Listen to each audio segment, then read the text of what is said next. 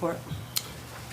Thank you, Chair Beal. I'll try and be quick tonight. I know we have a robust agenda and some important stuff, but wanted to update the council on a few things in the community. One is the YMCA lease negotiations. We've extended the lease through July 1, just to give us a chance to have this conversation happen along with the budget presentations. Talked to a little bit of the space holders who occupy that space as well, and kind of really reimagine it for the next generation of Ellsworth. It's been, such a great community asset, but just wanted to let the council know that's kind of, we had an original deadline of December 31st, but don't expect a contract to be looking at the last minute. So. Also in January, we're going to be hosting a recreational cannabis workshop to discuss the RFP and regulatory framework process with council outside of the city council meeting, and start discussing how we want to design the initial regulatory framework, scoring criteria, all those pieces now that the referendum has passed, and we're looking to do that in January. Also in January, I think we're going to have this potentially for a city council meeting, but we'll discuss a little more on maybe doing a workshop. I know we've already done a few on Maine Organics. We've kind of talked about the current state of the process and some of the complaints that some owners or abutters and those nearby have had. And then we have a second workshop that really went with the DEP to get kind of what are the state tools for mitigation efforts, as well as a little bit more into the city tools. We've had a violations that's been submitted since then. The January meeting is going to go a little deeper into, what is the full range of tools, for changes to the consent agreement and how that process could go. Potentially changing the smell ordinance itself to more further regulate light industrial of this type of category to ensure that that we don't have this situation continue on, and what our best options are. So that'll be in January as well. I haven't quite decided. I think I've got to work with Matt and Robert on whether that would be really needs its whole time, or if we can kind of get a quick update at a council meeting to move forward on.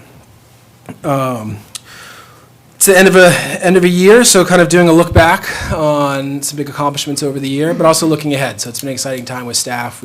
We're starting to do SMART goal setting for the year ahead, and it's just really excited about a lot of the projects we have moving forward, and very excited to hopefully onboard a new deputy city manager in the new year. We actually just finished what will hopefully be the final interview of the deputy city manager process. We've went from over 200 applications, and we're down to 2 candidates, and both of them are excellent. I have no doubt that both would be incredible in this role. So it's going to be a very difficult time. We literally just got out of that last meeting, so we're going to be circling back the hiring committee to really to dial into who we want to take on this important position. One last thing kind of operationally is, as I think kind of a challenge for the new year and kind of a hope for the new year, like there is a ton of growth going on in Ellsworth right now. It's just adding up some of the recent things that have come to the planning board or could be before us. And it's over $120 million in investments, building investments in this community. So you have the Home 2 Suites, $14.7 million potential investment to come through that recently passed through planning board. There's a $22 million for the 150 unit apartment complex, potential $55 million courthouse, and a $4.2 million for the Beals Avenue condominium low middle income housing residents. But also 2 of those things are under jeopardy, almost $70 million for the Beals Avenue low middle income housing condos were recently a Board of Appeals ruling overruled sort of the planning board on a line of sight waiver that they had given. So we're looking into kind of what our options are on that piece. It's obviously extremely important, just this type of development of that size, targeting low and middle income residents that could potentially be the next generation of year-round folks here. So there are a fair amount of options that we have, even with that zoning board decision. So I'll be reporting back to council because it's just the type of thing we need in Ellsworth, and it's really important. And as well as the courthouse, another huge investment that I'll have a much more robust update later on that we can discuss. But again, another piece that we'd really love to move forward with between those two, nearly $70 million. And that's not just those projects themselves and the people who might live in those homes, the people that might go to that courthouse or use that area, but all the contractors and retail and businesses that would benefit from that level of investment here in Ellsworth. So I hate to quote Taylor Swift, but so I've been thinking about this, and it's me. The problem is me.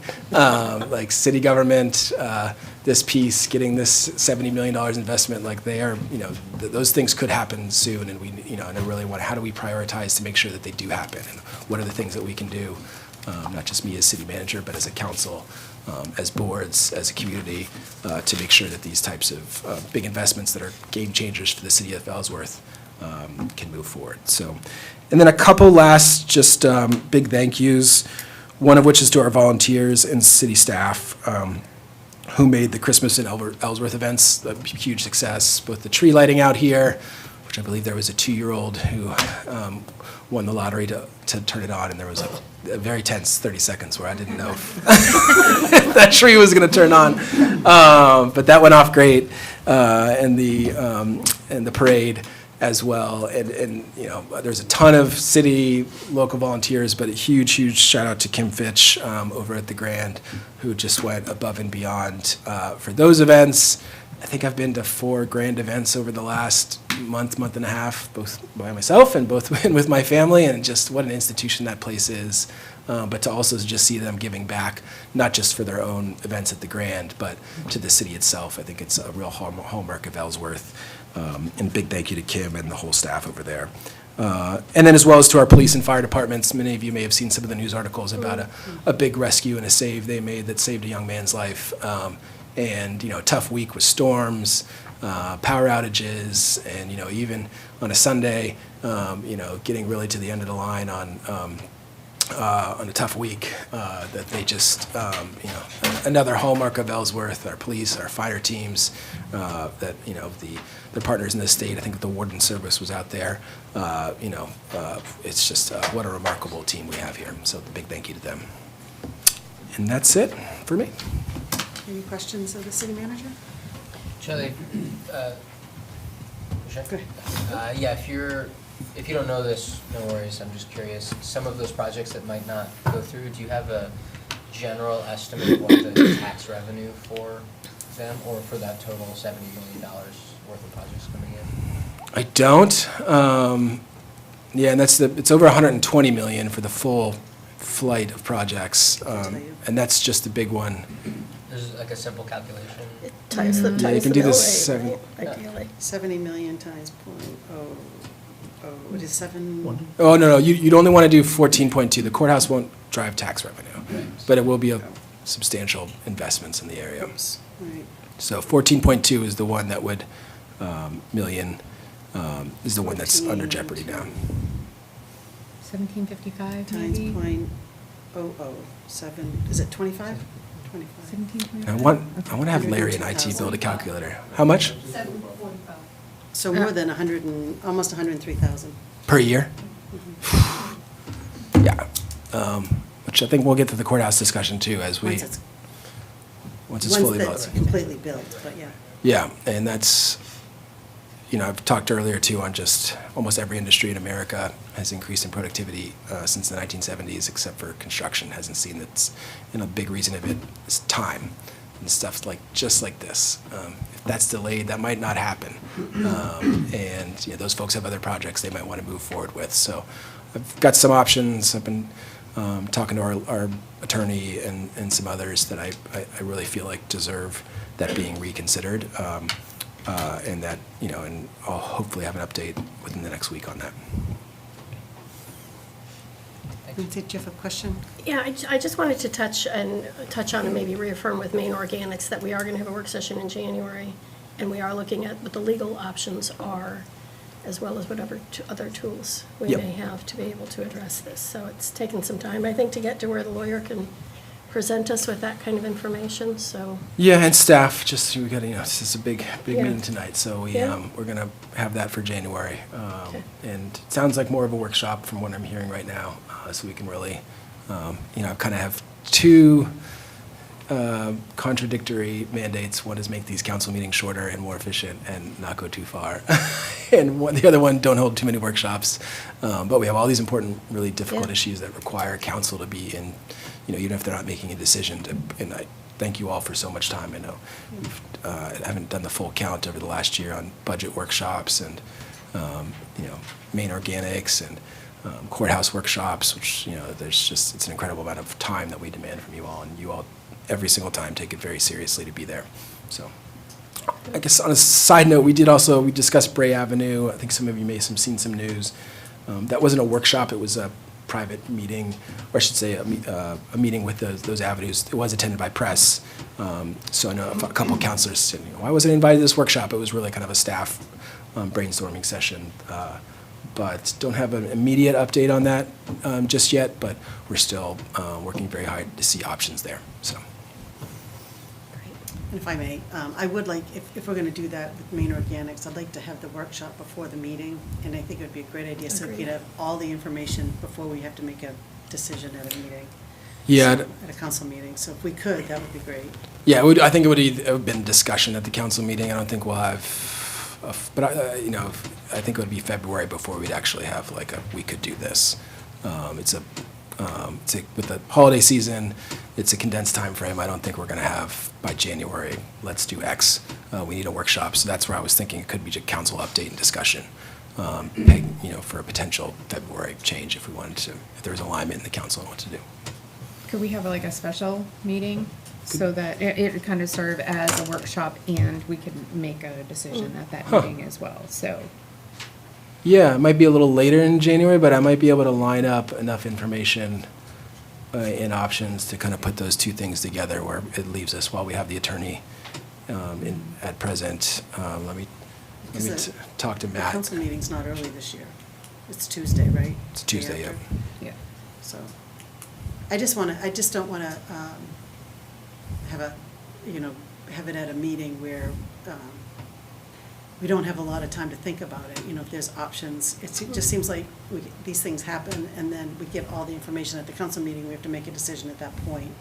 I'd rather have it early so we get good discussion, good information, and then think about it, and then have it at a meeting where we can finalize the discussion and have it. But we have time in between to think about options. Yeah, that would be my preference, is either it's an updated account at the council meeting or a workshop to really flesh it out and then let people come back for the actual vote. Yeah. But let me talk to Matt and Robert too. They've got a lot of irons in the fire as well, and want to make sure this kind of aligns with our workflows. So, but also, summer will be approaching, or spring as well, and I know Steve and others in the council, we really want to come to a resolution here. So, Been 7 years, it's time for some action. Okay. Anything else for the council, for the city manager? Great. Committee reports. Any committee reports tonight? Just two for the Historic Preservation Commission. Tonight's agenda, you'll see there's a new ordinance, an update to the ordinance that will have us aligned with the state standards. There's a memo that outlines the changes and the reasons, but that's pretty exciting. And then adjacent to that is the Cemetery Commission, that we are currently accepting applications. The city is to serve on the Cemetery Commission. We've had several people already. When I put it out on Facebook, someone else mentioned there are other commissions that are looking for people as well. So you can go to the city website and look under, I think, boards and commissions, and find where there's openings. There are opportunities for people to support the city in that way. I also would like to add, so I emailed everyone their committee appointments. Ebony is updating that list, and would you mind sending it back out after that list is updated? But if you do not like where I've put you, or where I tried to appoint everyone to the committee that they requested, but there were a couple that I had to add on, so if you wouldn't mind just letting me know if you would like to be on something I didn't appoint you to, or if you really would like to change anything else. Any other committees? I'll add for the Arbor Commission, we're also going to be looking at our ordinance or updating the ordinance tonight. And we are, it should have gone out today, but an RFP for public forest management plan is going out. And in hopes to capture a better forest management plan for our Ellsworth City Public Forest. So, That's yes, lovely. and I we're like working with Matt on making sure that's all honed in. So that should be out today, if not very soon. That's the public forest off Bangor Road? Yes, Am I- yeah. Anyone else? Okay, citizen comments. This is the place on our agenda where we open up a microphone and a stand to anyone that would like to speak. A couple of things, we ask that you, if you want to speak on something on the agenda, that you wait until the agenda item to speak on that. That we do limit the time to 3 minutes, and we ask that you keep it to items that are really the business of the city council. Anyone like to speak?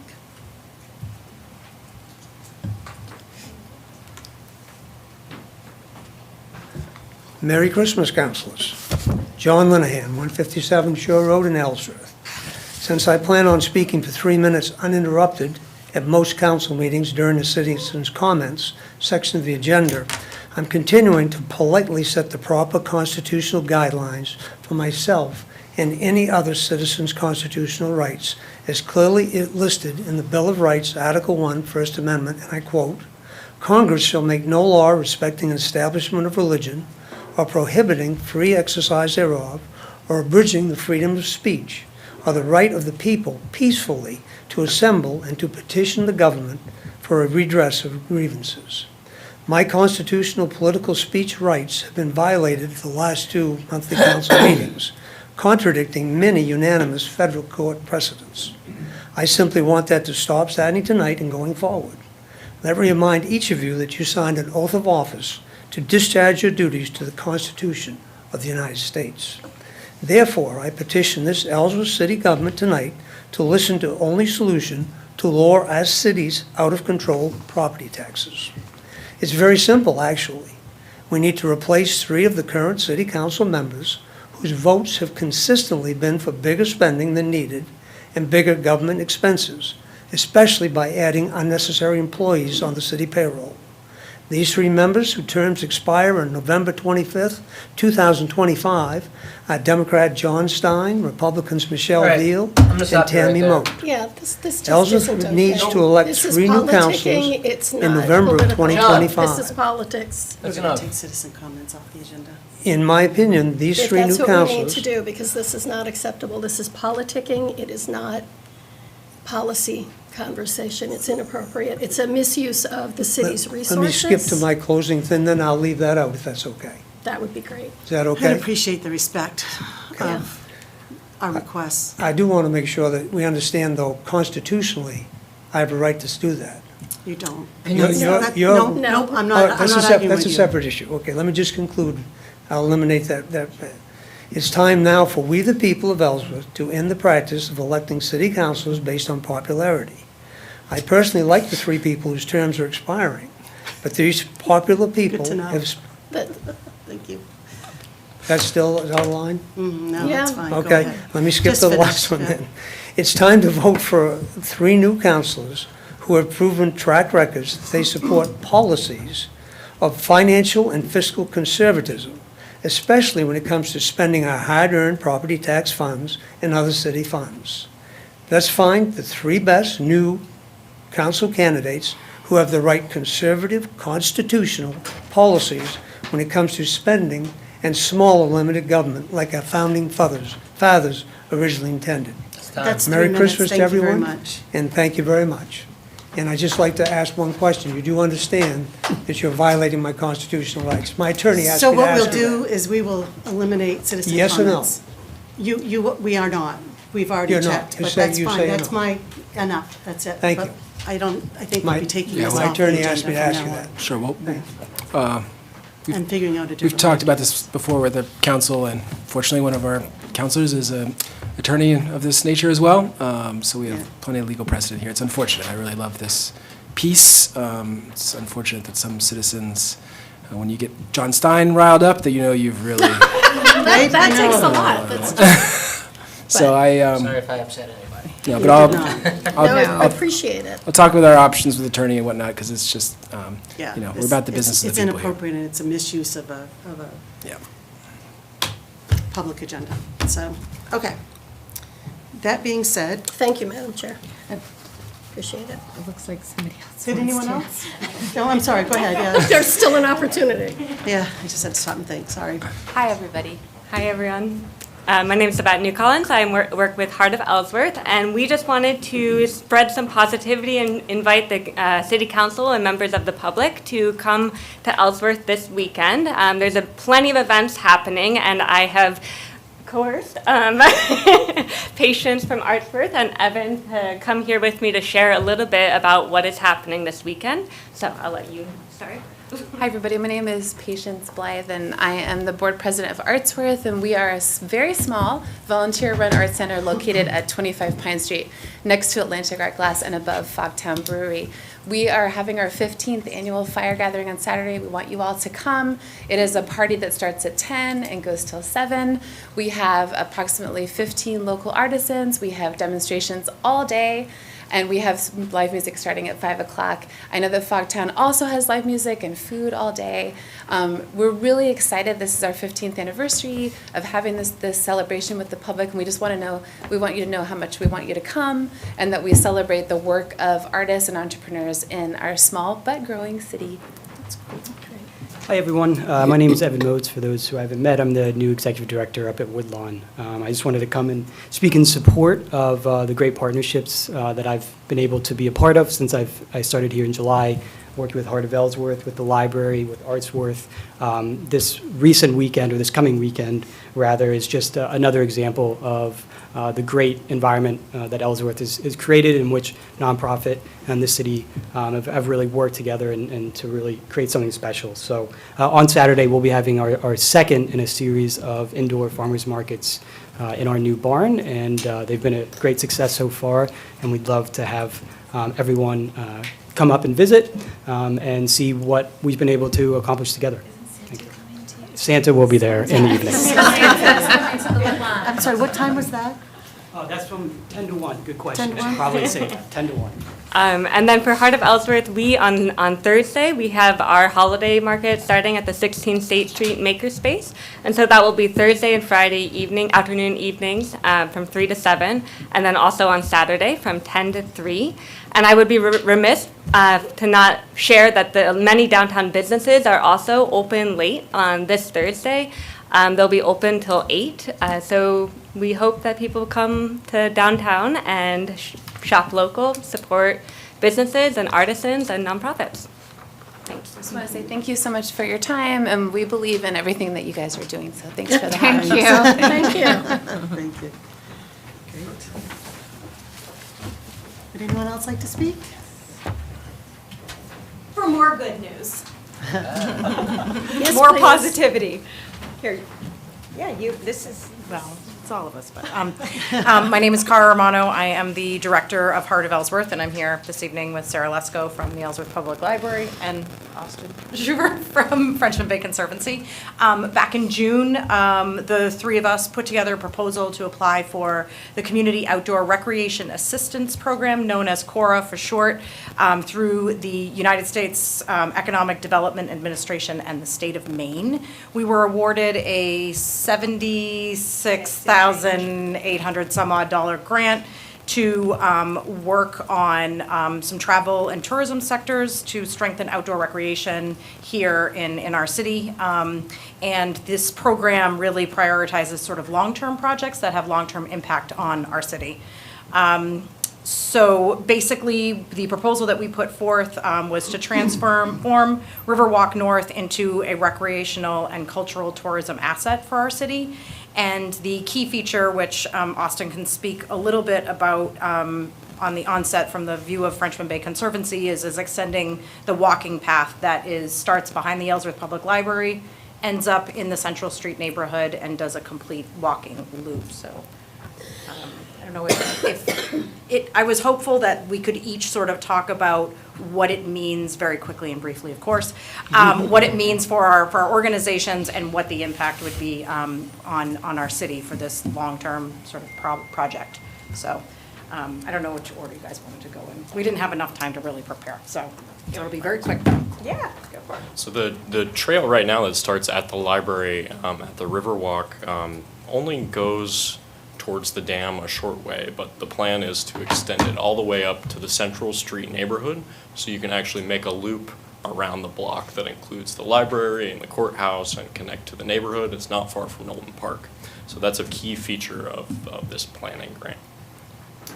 And then for the library, I'm excited about all of it, but part of the proposal is working with the, let's see if I can say it correctly, the Schoodic International Sculpture Symposium. Say that 4 times fast. So they will be installing temporary sculptures along the trail to start a Union River art trail. Do we have an official name for it? Sculpture walk, something along those Yeah. lines. It will all be Yeah, well, workshopped. yes. So it is a planning grant, and then one piece of that planning grant is our crumbling staircase behind the library. We're working with an amazing trail designer who will be giving us the plans for an ABA accessible trail down to the Riverwalk North. Great, wonderful. Yeah. So we're more than happy to come back to council and, of course, staff too, throughout the process to give an actual full-length presentation if that's wanted and necessary after, the holiday, the start of the new year. But we just wanted to make sure that we were letting the city know and staff know ahead of the announcement that'll probably be in the next couple of weeks coming from the state. So, thank you all. Thank you very much. Thank you, council. Thank you. Anyone else? Is there any public comment for everything? Anything that's not on the agenda? That's relevant to city. Unfortunately, the thing that I think you want to speak to is last. I'll be right here. All right. Sorry. Okay. Item number 9, councilor comments. I'll take my turn after you. Sure, just want to give a brief update on the county commission business. I talked about this a couple months ago and have been to one meeting and missed the last one, unfortunately. The minutes are not yet posted from the December 3rd meeting, so I'm going off of memory of watching the video at like 2.5 speed. This is a little jumbled. I think it's also not posted, so I'll have to double check. But I'm pretty sure there's a meeting tomorrow morning. This will be a special commission meeting. The object is to, basically, this is their last meeting before the end of the month, the end of the year, where they have to commit all of the remaining ARPA funds. Last I checked with their finance department, they had 2.2 million, but I believe they just committed 1.85 to purchasing the Randy Jordan Hancock property. This is toward a project that they're doing to build a new emergency medical facility there, that they're getting a federal allocation of 1.5 million toward that project, of which they have to match, or of 2 they have to match 500,000. So they've been chipping away at the remainder. So as far as I can tell, there's somewhere between 100,000 and $1 million. That's a wide range, but it's sort of unclear. Remaining of their ARPA. They're sort of at the 11th hour. This is like very last minute for them, unfortunately, and they're waiting on RFP responses from I think Shay and some other folks who are working on this project, so that they can figure out what the actual number is, so that they can commit the ARPA funds. Without that number, they can't commit it, and without committing it, they don't know how many remain. So I'm sort of expecting they may have some remaining in their coffers after the meeting tomorrow morning, and I'm going to try to make that to propose some options of what they could do to help Ellsworth with that. And one of those options I'll present because it could affect us as well for our ARPA discussion this evening. And if anybody else wants to go, it's right in the Recreation Commission time window as well, so I can't stay very long at the commission meeting, but if anybody else is around, I'd welcome the company. located? It's in the courthouse, Okay. which I could come is tight join. quarters, should really be replaced. Good But yeah, it'd be great to see. Yeah. They're sitting That at was, 8:30 in the that was morning. smooth, that was good, John. Put that right in there. Yeah, 8:30. If any members of the public, they don't get a lot of public comment, so the more people there, I think the better. You use the district court entrance, not the front entrance, but the other one. That's right, you can get there from the front entrance, it's a little squirrely, but yeah, you can get there either way. Other council comments? Councilor O'Halloran? I'm going to change what I wanted to discuss. What we just experienced tonight, I don't think anybody liked. But I want to remind the council that it's 3 minutes, and if you get rid of citizen comments, you would get rid of the other two presentations that we all learned a lot about tonight. So perhaps maybe sitting quietly for 3 minutes and listening to everybody's subject matter might not be liked, but I would hate to block out the good just to block out one. I think that needs to be seriously considered. I realize that there's some animosity going on there, but let's not block out everybody over one. Let's silently listen for 3 minutes. You have a gavel. You can make rules with your gavel. And let's not block out the other people. So let's not overreact to anger. Can I just answer on that too? Yes, yeah. And I agree with you. I would hate, with the wonderful things that are happening in the city, I do not want to stop that discussion either. However, I think that, number one, that the reason for that agenda item is so that people can speak to the council about ideas and requests that they have of the council. It gives them an opportunity, which is a very difficult thing to do, to speak to all of us at once.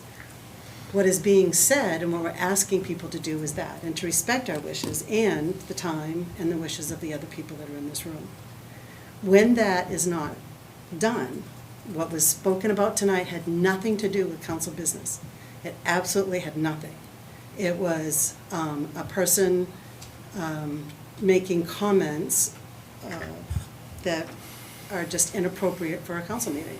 And I don't want to stop everyone else, but I also don't think that that should be allowed, because you are opening it up, let me finish, you are opening it up to other types of that same discussions. Right now, it's one person with 3 minutes of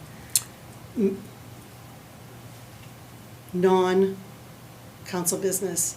What's it going to be if you just continue to allow it? These are meetings. These are meetings. They're not an open scenario of people saying whatever they want about anything that they want. It's the business of the city council, and it's what we do, it's what we were elected to do. Nancy. I'd like to, Councilor. I'd like to respond to that when I have the turn as well. Yep, you can come back again. Thank you. Process matters, and what matters to me here is respect for the institution, respect for the seats that we hold. When someone is out of order, it has nothing to do with animosity. It has nothing to do with who the person is. Campaigning is ridiculously inappropriate. It would be inappropriate for any of us to talk about, if you vote for me, this is what I will do. It is an abuse of the city's space, of the city's technology, in order to reach people broadly. And I think that for any of us to do that is disrespectful to the role that we have taken here. And I fully support Madam Chair in making that decision. It's also appropriate to call when someone is out of order. And the conversation, wasn't a conversation, the presentation was completely out of order because it's campaigning. And it's unfortunate that he's continued to do so multiple consecutive times after being asked not to. So, thank you. Yeah, I'll try and bring back options as I often do. To your point, Steve, on what's going on here, and to your point, Chair, on you all held an organizational meeting where you decided on this. We have a person who is violating those rules and those norms. This is a nonpartisan body discussing very serious business. And, we have other norms and rules that we like. So if we don't follow this one, what precedent does that send as well? I know other cities and towns, also have similar rules against politicking in the council, before council meetings or select board meetings. And so I'm meeting with my always mentor, Sue Lassard, tomorrow morning, who also, they have very strict rules against this. This would not happen for them in Bucksport. So how do we make sure that it doesn't happen in Ellsworth? I think we can get there. I would hope that it wouldn't require canceling our public comment piece, but I'd like to talk to the legal counsel and get all the options on the table, because we can't, in my opinion, sit through that for 3 minutes for the next. It's just, we have a bunch of other rules we need to follow too. So Exactly. Councilor Howell. I just want to throw out that, there is rules. You're the chair, you have a gavel, you could gavel them down, you could remove them, you could stop them if it is warranted. But arguing with them without gaveling it down is not the answer. I don't think anybody wants that type of finger pointing at individuals. But boy, I think that as the chair, it's your job to pick up the gavel and put it down when you see it inappropriate, and you have police here that could ask him to leave if that needs to be, if that's your opinion. But to shut down everybody over a few. It's not a done deal. It's not a done deal. It's just, it was said, again, we'll come back with some options and figure it out, and I understand and I appreciate that. Yeah, I'm not saying, you have two other groups here that had something, just opposite and positive to say, and I'd like to hear from all of that. Me too. Did you have something, Councilor Stein? Just to remind us that the reason we started talking about this months ago in the first place was that similar comments made during early voting during the past election actually classified as federal electioneering, federal crimes. And I verified this with the Secretary of State. So we're also sort of responsible for trying to avoid people committing federal crimes while we're hosting meetings. So this makes it a little simpler if we just have that be a rule. Thank you. Okay. Any additional comments? Okay. New business. Item number 10, public hearing and action on the applications for renewal for the following licenses. I will tell you, before I name these licenses, we will be removing the Fusion Buffet. They're not ready to be voted on. So we will be, have the public hearing and action on the application for renewal for the following licenses. David Sukeforth Jr., DBA Dave's Auto Repair and Towing, 231 Bucksport Road. Ellsworth for renewal of a city towing recovery license, and Katina Stanwood, DBA Black Moon Public House, 142 Main Street for renewal of a city Class B license and renewal of a state Class 1 malt liquor, wine, and spirits license, and Thai Sana, 321 High Street for a new city Class C license and a new state Class 3 and 4 malt liquor and wine license. Is there anyone that should be here for this specifically for the new license? Do you know?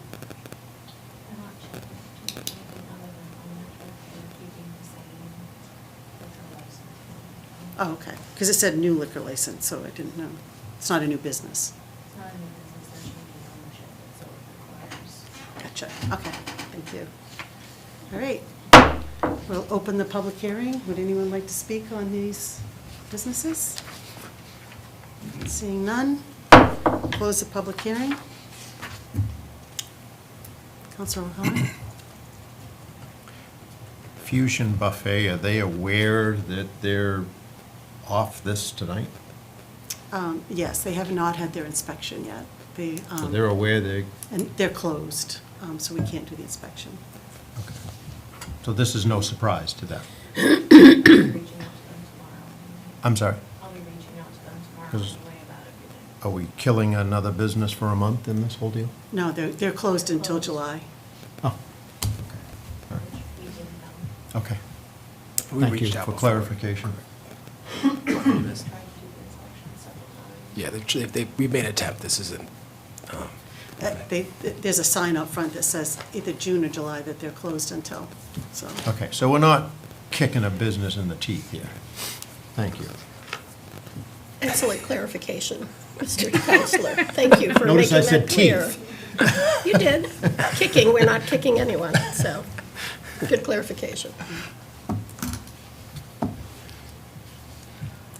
Move to approve those licenses as listed. Second. Further discussion? All those in favor? Thank you. Item number 11, Council Order Number 122400, discussion and action on the request of the Branch Lake Water Steward to set the Branch Lake Boat and Aeroplane sticker fee at $0 for the calendar year 2025. Oh, there he is. Love the tie. Great tie. It is a great tie. Hi. Nice to see you folks again. This is your job, but I'm just helping it along. Chapter 55 requires you folks to vote every year at this time of year on the fee for the Branch Lake Boat Sticker for the next coming calendar year. And for the past 20 years or so, you have kept it at $0 to primarily encourage the entire United States of America to come visit Branch Lake and boat protectively on our water source, drinking water source. And we've had a lot of cooperation over the last 20-some-odd years of people wanting to be our partners and trying to keep it clean. And we'd like that to continue. That's the most important reason we're asking for it to continue to be $0. There are other aspects as well that are more clerical in nature, i.e. we haven't set up to charge a fee for it yet. And we don't own the boat launch, and we don't own the state park where it's located. But we are, however, interested in protecting our water source that we all drink and enjoy and brew beer from. And we want it to continue as clean as we possibly can. We want everyone to be our partner in doing that. And that's the reason we're asking for it to be $0. Any questions, comments, motion? Move to approve the request of the Branch Lake Water Steward to set the Branch Lake Boat and Aeroplane sticker fee at $0 for the calendar year 2025. Second. Any other discussion? I'll just say that I remember a hearty conversation on this last year, and that it made sense to keep it at $0 for a variety of reasons you brought up, and I'm happy to have that continue for next year, so that not only the United States, but Canada, Mexico, the whole world Indeed. should come to Ellsworth to Branch Lake. Indeed, it does. Just to visit. Okay, they can buy a house and beer, start a business. Any other discussion? All those in favor? Unanimous. A Thanks, John. hearty thank you. thank you, John.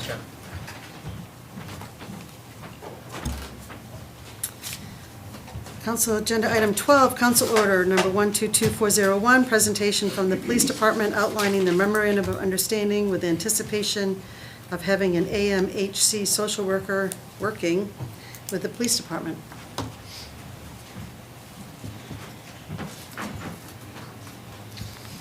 Hello, Troy Beers, Chief of Police. So, one of the things that we've recognized in the police department is a need for a mental health worker to embedded within the police department to help us out with mental health type calls.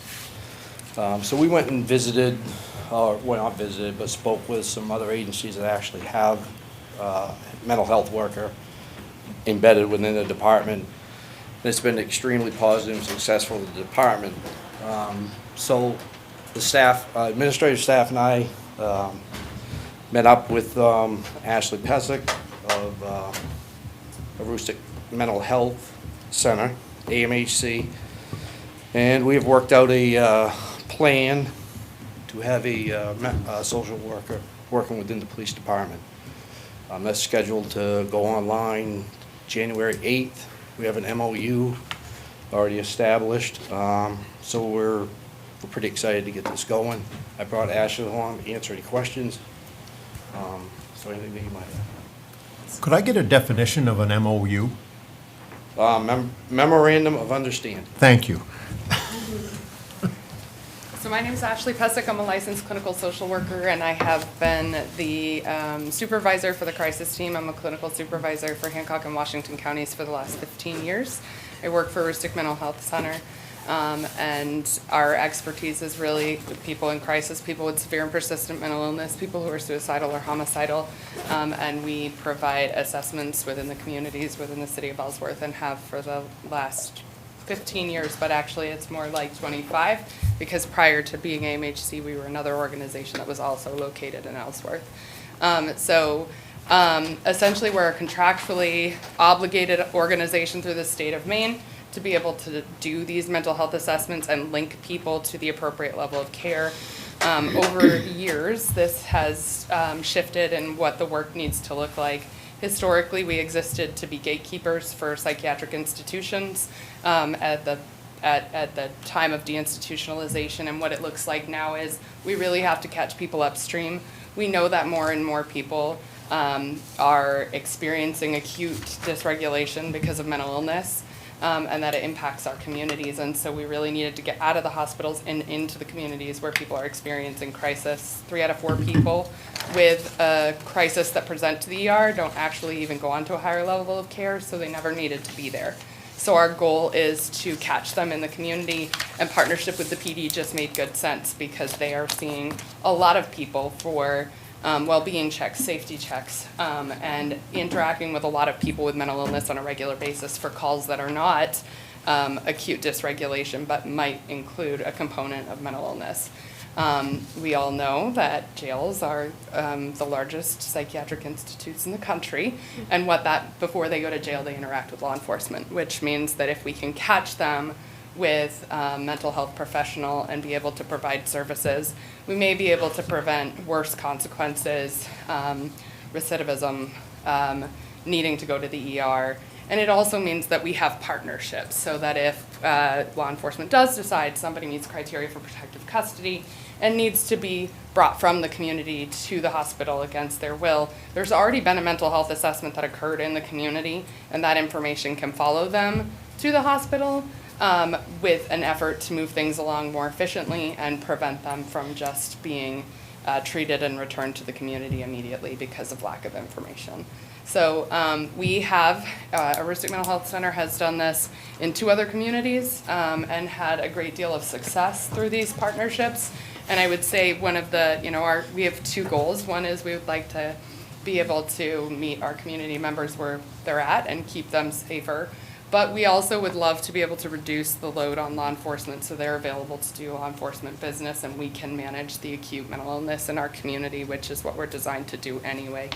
The real beauty of this is you'll notice you asked the question MOU. It's an MOU, not a contract, because there's no dollars exchanged, because we are already contracted and paid through other resources. All this is us being embedded with them so that the partnership is easier, more successful. There can be sharing of information that would otherwise have not been allowed due to HIPAA, and allow us to work together more seamlessly so that we can, more effectively meet the needs that the people PD are interacting with may have. So I would love to answer any questions. So the other thing I just wanted to add is, so those new workers are going to be working already with the PD. They're going to have a schedule, so they'll be working with different officers. They're going to be basically getting to know everybody. There'll be a training period. We'll be supplying with essential materials or tools that they'll need to go on these calls, and they'll be providing obviously the payment and the person. Just while you're on that, Chief, there's a vehicle as well. Did we approve Yes. a leased vehicle for this position as well? Right, so once they get out and get going, they'll respond with the officer, and once they deem it safe for them to go ahead and take that call, or once they get going and comfortable, we can determine that they might be able to just go to that call without us having to go. So that vehicle will be available to, right now we have one worker that's scheduled to go work with us starting on January 8th, but we've talked about the possibility of having two fairly soon. So that way we'll have that gap in the schedule, and so there will pretty much always be somebody around.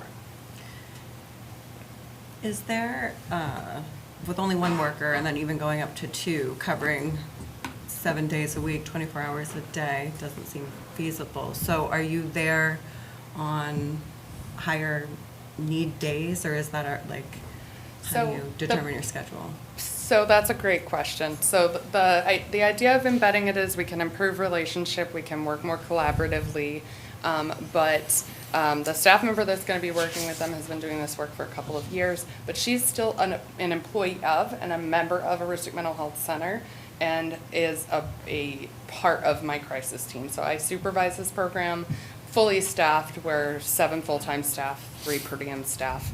And so when that staff member is not available, she or I are likely to take calls from the PD in the event that they have something come up that is a burning need, and then we will pass it to the person who is actually on call for the community, which is what we would do 3 months ago if this had happened before we had ever had this conversation. If the PD called us and said, hey, we have this case, we need some help, we would go, because that's what our role is for the community anyway. Being embedded with them simply allows us to do this more effectively, more consistently, because they'll become colleagues. It's great. It's a really great program. I imagine this person who's embedded in your whole crisis team relies on some local infrastructure. I mean, you mentioned the sharing of information and partnership and the linkages. Are there particular specific Ellsworth infrastructure? I imagine you're talking with Tina and the GA department, and is there sort of like a list, some number of top organizations or services that you'll utilize? That we partner with. So, I mean, honestly, all of them, but, we, in terms of how this works, Olivia would first partner with the clinical consultant right through AMHC, so they're required to consult with a clinician. And we also have access to a psychiatrist so people can have emergency psychiatry. But some of the other organizations that we would partner with, community health and counseling services, we have spoken with Tina and GA. We work really closely with a lot of the school departments, including Ellsworth High School and EEMS. We are pretty consistently making referrals to places like Northern Light Health. We're working with all the pharmacies. We're working with many of the independent licensed clinical social workers or LCPCs throughout the community, because part of what we do is, we assess and we refer. And so those referrals are going to organizations that, at least for people who are within Ellsworth, are local. That's the first thing we have to do anyway, is closest to home and then work our way out. But also I would say that largely a lot of people across Hancock County end up referred to services within Ellsworth because this is the place where they exist. So. Any other questions? Councilor Helen? I have a question and a comment. With this relationship with any police department and the police department supplying some resources that maybe you wouldn't have, do you reach more people this way? Yep, so this will make it so that we can more effectively respond. Right now, if Ellsworth PD were to go to a call and say, identify there's a mental health issue, they would have to wait for us to get there. Or if there was not a safety issue, they might not have to wait, but there would be a delay in care. In this model, either it would be co-response, so going right with the officer, or it would, she might even go in place of the officer. So for example, if it's a 75-year-old person who we know calls law enforcement on repeat where there's no physical safety issues for the staff to go on their own, and they can go and do that assessment only to learn this is actually a UTI that's been untreated and she needs an antibiotic, right? Those are things that we can do without law enforcement. So it will both improve our capacity to do it, but we'll also respond more efficiently, which means we can see more people. The comment I was going to make, if I may, before you jump at it, is I was in Portland, Maine this morning, and I saw a police vehicle go by that said mental health unit or something along those lines. And it was clearly marked. It was Portland Police Mental Health Unit, or something along those lines. Is that what you envision here, or not? At some point, yes, in the future. I mean, obviously, we're just, we're getting it going, trying to see how this is gonna work. There'll be some bumps, I'm sure, but. Oh, yeah. I would just say, like she was saying, the funny thing about this was, so Olivia came in to do a ride-along with our guys, just to get an idea, and the one call that she went on turned out to be a domestic, and she was familiar with a person that had some mental issues, and she was able to talk. She was familiar with her, talk to the officer, so just on the ride-along, the first thing she went on, coincidentally, turned out to be a benefit, so, yeah, I mean, down the road, I mean, that's kind of, when I said that we talked to some other departments, ARPA was one of them, they started out with them, and they ended up actually hiring the person on their own, so they have their own mental health worker working right there at the police department, so yeah. Thank you. Yeah, just to reiterate that, I know during the interview process for Chief Beers, we talked a lot about kind of the general strategy of the police department and what they're seeing. And in some ways, the way fire has sort of transitioned to doing fire plus EMS, it seems more and more lately, I mean, we were all part of the budget cycle for general assistance and homelessness, that police is, yes, doing law and order and safety, but also the mental health aspect has become an increasing piece of their workload.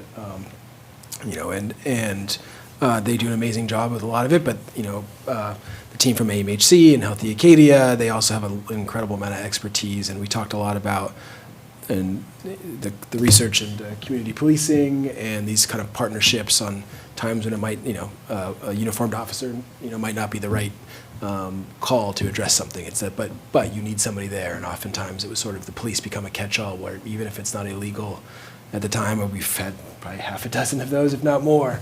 We'll take all the help we can get. Yeah, that's the just the ones they call me about, not the ones they don't even call me about. They're oftentimes, not in a serious crime piece, but a really difficult mental health situation that the police are going above and beyond to handle. So this would be a great partnership, I think, to help in that area. Anything else? Thank you. Thank you very much. Thank you. This is fantastic. It's really.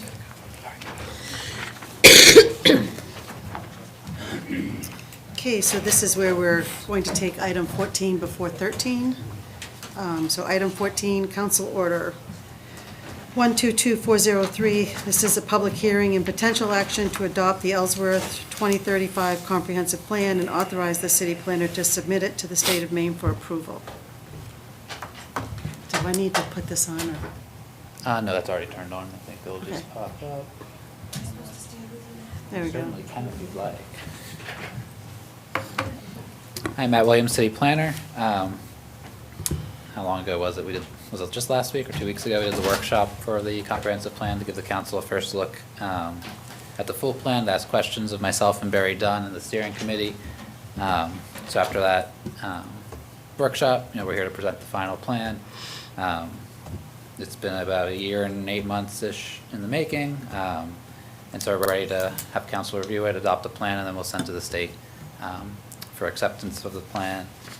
Over the project timeline, the city and consultants from Barry Dunn have performed numerous public engagement, including a comprehensive plan kickoff expo, tabling at community events and advertising via local stakeholders, multiple focus group meetings with community leaders and city staff, living and working in Ellsworth public forums, 2 subcommittee meetings for each chapter topic area of the plan, so it's 24 meetings. Online virtual engagement via social pinpoint maps and visioning boards, an online visioning survey advertised via citywide mailing, and then paper copies at key gathering spots throughout the city, a visual preference survey related to desired housing types in different zones, and then 23 publicly posted and advertised steering committee meetings, not including the planning board and the council meetings that we've had on this topic. So I'll turn it over to Barry Dunn to do kind of a streamlined version of the presentation from the other night, just for the public who wasn't there to see it, but just give an overview of the final plan and what it contains, and then for discussion and questions from you all. Thank you, Matt. Good evening. My name is Carrie Willett with Barry Dunn. I'm here with Ally Toby. Before we jump into the presentation, I just wanted to note that, we're here on behalf of Barry Dunn presenting this plan, but it was really the city's plan, and I wanted to thank Matt and Brittany and all the other city staff and department heads that were involved with this and really leading this project. And the steering committee putting in a lot of time, volunteering a lot of time to really pull all of these ideas together. And then, of course, all of the folks that we heard from the community and community leaders who participated in meetings. This is really a community-wide effort, and we put it in a package, but the ideas really came from the community, as you'll see throughout this presentation. So as Matt noted, we did do a longer presentation to the council a couple of weeks ago, so if anyone is interested in seeing that, we will go through this fairly quickly in the interest of time. We will just give a brief overview of the work that was done, explain how the document is structured, highlight some of the key elements of the plan, and then have some time for question and discussion. With that, I'll turn it over to Ally. Thank you, Carrie, and good evening, everyone. I want to first start off by talking at a high level about the project timeline. The project kicked off in April of last year with the inventory and analysis phase, which is a data collection and inventory of existing conditions to examine current and historical trends and potential future needs. And concurrent with that phase, the visioning phase was conducted to broadly look at community needs, values, priorities, and community desires for the future. And input from this phase from the community was reviewed by the steering committee and used to develop a vision statement and guiding principles, which I'll get into in a little bit. And then that vision statement and guiding principles were used to inform subsequent phases, so that policy and strategy recommendations phase, and then the implementation plan and implementation planning built on those recommendations and those strategies. And the input and data collected throughout that process was compiled into the final planning phase, which is where we currently are. I want to spend a minute just talking about the purpose and background for this plan. So the city's last comprehensive plan was developed in 2004, and since that time, the city has seen a number of changes. Going through a planning process establishes an updated baseline for current conditions to inform this plan and understand where the community is today. And then the planning process also involves a broad engagement of community members that establishes a vision and goals to guide future policy decisions based on the community's input and the community's needs. And comprehensive plans are not static documents. They can be updated and modified as new challenges or new trends arise, and the plan really provides a framework to address new challenges or address unplanned events as they happen through that framework of community input, through that vision statement and those guiding principles. So as Matt mentioned, there was quite a bit of engagement conducted through this project. There were several in-person and virtual meeting opportunities, as well as asynchronous opportunities like surveys and the social pinpoint site. Engagement was conducted throughout the visioning phase to collect that broad input and then narrow down based on that initial input into policy and strategy recommendations to dig a little bit deeper into those areas, as well as to guide future land use mapping and policy development as well. So I want to spend a minute just going over the structure of the plan. So following an introduction with an overview of the document, past planning efforts, current challenges, and a summary of public feedback, the plan gets into the community vision and the guiding principles, which makes up the bulk of the plan. That vision statement is a guiding North Star that guided the development of this plan and serves as that vision for what the city wants to be in 2035 at the end of this planning cycle. And then building on those guiding principles, that community vision, the rest of the plan is informed by that vision. So future land use and the built environment, planning for growth, and then policies and strategies within the implementation plan are informed by that vision statement. and then supporting background documentation, including the inventory and analysis, and a larger summary of public participation can be found in those appendices. So, as I mentioned, vision statement is kind of that guiding vision for where the community wants to be in 2035, and emphasizes a lot on balance. So I'll go ahead and just read that. So Ellsworth is a city rooted in tradition that recognizes and honors the people and places of its past, while also supporting future growth and innovation for a livable community for all. Ellsworth flourishes by finding a balance between urban and rural, preservation and growth, and year-round economy and seasonal tourism. Similarly, the city balances meeting the needs of community members to enhance livability with fiscal responsibility for long-term success. And then building on that plan, through the visioning process, the steering committee developed some guiding principles to accompany that visioning statement. So broadly, the guiding principles are aspirational ideals that align future needs with community priorities, and they provide a structure for understanding the needs of the community today, what the community wants to be in the future, and then through that engagement, provide a structure for implementing the actions, so the strategies and policies within the plan to help achieve the city's vision in the future. And Carrie will get into those a little bit now. So we did want to touch on each of the guiding principles, as they are really the foundation of the plan. These are not in a specific priority order. They're all really of equal importance, and are, as you'll see through the plan, they're really interrelated. So first, cultivate a community rich in the arts and promote the cultural history of Down East Maine. Of course, all the arts and cultural institutions, performance venues, organizations really create a sense of community in Ellsworth, and also serve as an economic driver. It was great to hear about some of the events and collaborations that are happening right now this weekend. 2, protect and preserve the natural environment and rural lifestyle. And of course, this is really what brings a lot of people to the region. And then the last part of that, encourage sustainable and resilient growth. So thinking about how the city can grow while also respecting the natural environment and its precious natural resources. 3, prioritize affordable and attainable housing to meet the needs of a diverse population. And we'll, of course, get into that a bit more with the discussion of the housing study as the next item. 4, support a vibrant and safe downtown that renews the connection to the waterfront and enhances the city as a regional destination. A walkable downtown with diversity of businesses and a variety of amenities and events is really a valuable asset that people want to see enhanced and maintained, and it's not something that every community in Maine has, and people really recognize the value of that. 5, address infrastructure and facility needs by proactively developing safe, reliable, and sustainable solutions. Of course, planning for long-term infrastructure is a critical issue for the city, and also planning for smart growth and sustainable development patterns that will, looking longer term, have a net positive fiscal impact on the city, and so planning ahead for those changes.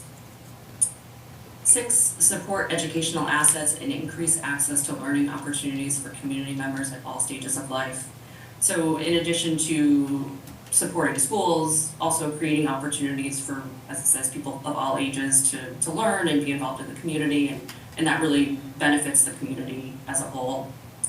7, support health and wellness and foster community connections through all phases of life. Of course, that's related to number 6, in including opportunities for community connection through the programs and events, as well as thinking about physical health, so access to recreation, healthcare, and other things. 8, create and maintain a balance between a resilient year-round economy and robust tourism economy. As Ali talked about in the vision, there's this focus on balance, so leveraging tourism while maintaining the sense of community that's really community and connectedness that's really so important in Ellsworth. and then focusing on quality of life issues and addressing economic growth like housing, access to recreation, childcare, and those sorts of things. And then finally, 9, expand active and vehicular transportation options and develop local traffic management solutions. Of course, we heard quite a bit about traffic being a concern for residents, and so mitigating vehicular traffic impacts as well as planning for alternatives, improving walkability, which will also improve equity in the transportation and address health as well. So those are the big themes of the plan, and building upon that, there are action items and policies and action items that support those key principles. This is a screenshot of the actual plan, Principle 1, and so the organization of the content is around providing some background and context for each of those issues and what is happening in Ellsworth and what are the challenges that the city faces, and tying that to community values, things that we heard from the community through all of that engagement that was done. And then you see on the right in blue, the priority action items were identified by the steering committee, and they were looking at what could be done quickly, what actions will are most important, and also that will have the most impact related to the principles specifically. So helping to focus in the implementation by identifying those priorities. The future land use plan is a critical component to the comprehensive plan. It is a visual representation of the community's vision for growth. So this is relatively similar to what was the future land use plan of the last comprehensive plan, with some changes noted. So similar in that it's directing growth to the urban core.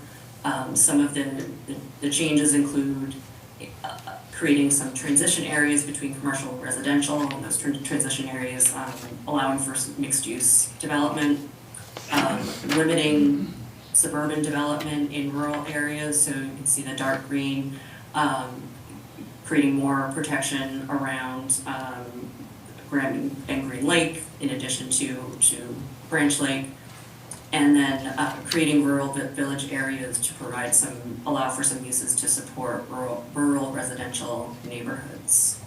And so within the text of the plan, accompanying this map, identifies the purpose, typical land uses for each of the land use categories, as well as the character of the built environment in each of those areas. So what is ideally what would these areas look and feel like?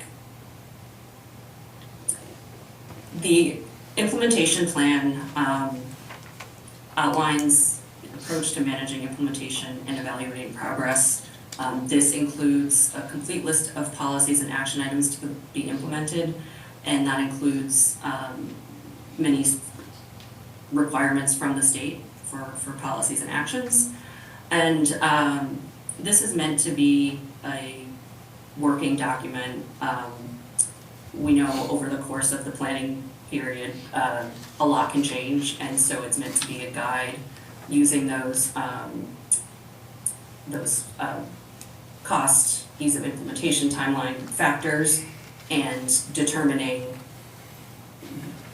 each year, hopefully the implementation committee looking at where does it make the most sense to prioritize these actions, what should be prioritized for this year based on what resources are available, council priorities, what might have changed in the last year. So this is meant to be a working document as well as including links to potential funding sources and some examples that could be helpful in implementing the plan. And to support that implementation,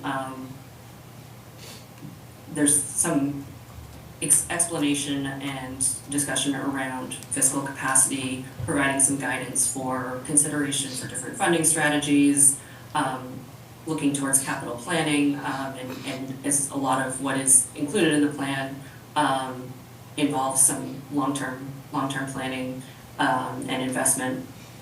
And then regional coordination, we've heard a lot about what is already happening in Ellsworth and organizations that the city is working with, and where could that be continued, or where can new partnerships be developed to address these issues that really don't follow municipal boundaries and really require some collaboration. And then finally, as Ally noted, there's a lot of background documentation in the appendices. The detail of engagement activities and feedback heard from the community, as well as the inventory and analysis that includes data analysis and an assessment of current conditions in the city, which is what was used to inform the policies and actions of the plan. And with that, we'll open it up for questions or comments. I'm going to open the public hearing. Okay. So this is a public hearing, so we'll open the public hearing. Anyone like to ask questions or statements to the council? Speak? Okay, so we'll close the public hearing. Council, do you have questions, comments?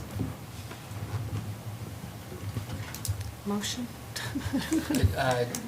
Just wanted to comment, because I know the library hopefully is watching, a few folks from there sent in some amendments. Some things fell through the cracks, but those have already been sent in to the consultants, and if not already added, will be at some point. They'll be added, yeah, before sending to the state. Thank you. Anything else?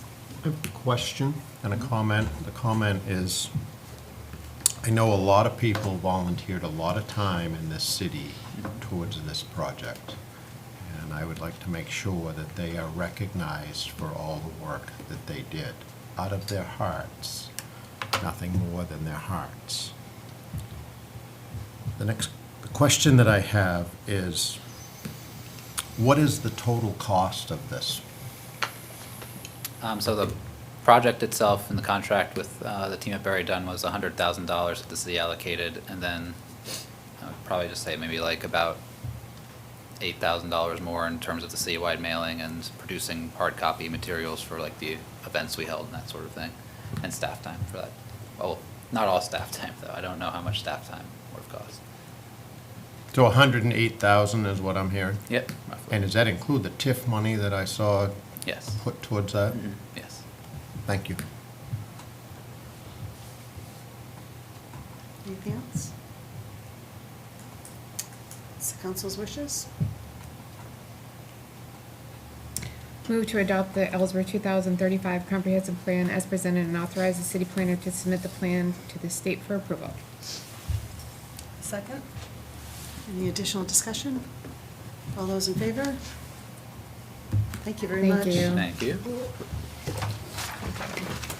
Okay, item 13, Council Order Number 122402, presentation of the City of Ellsworth Housing Needs Assessment and Housing Study from the city planner and the consultant team of Barry Dunn. And there will be no action on this. There's no action for this, just a presentation on what is roughly the finished project for the housing needs assessment and everything. So concurrently with the comprehensive plan, Barry Dunn in this planning office also engaged in the housing study and the economic development department to kind of take a look at what the housing needs in our area were, and then kind of what forces are impacting that, and then also what solutions might be available to the city moving forward to kind of alleviate and make some headway on making housing more available and affordable for people within the city. And so a lot of the public engagement overlapped with the comprehensive plan, and a lot of the data collection did as well, so it just seemed like good timing to pair both of them and just be more efficient in our planning processes. So Barry Dunn has another presentation on this particular plan. Thank you, Matt. Good evening again. We also just wanted to note again that product of the city and the efforts of Matt and planning department, economic development department, as well as other staff and the housing task force.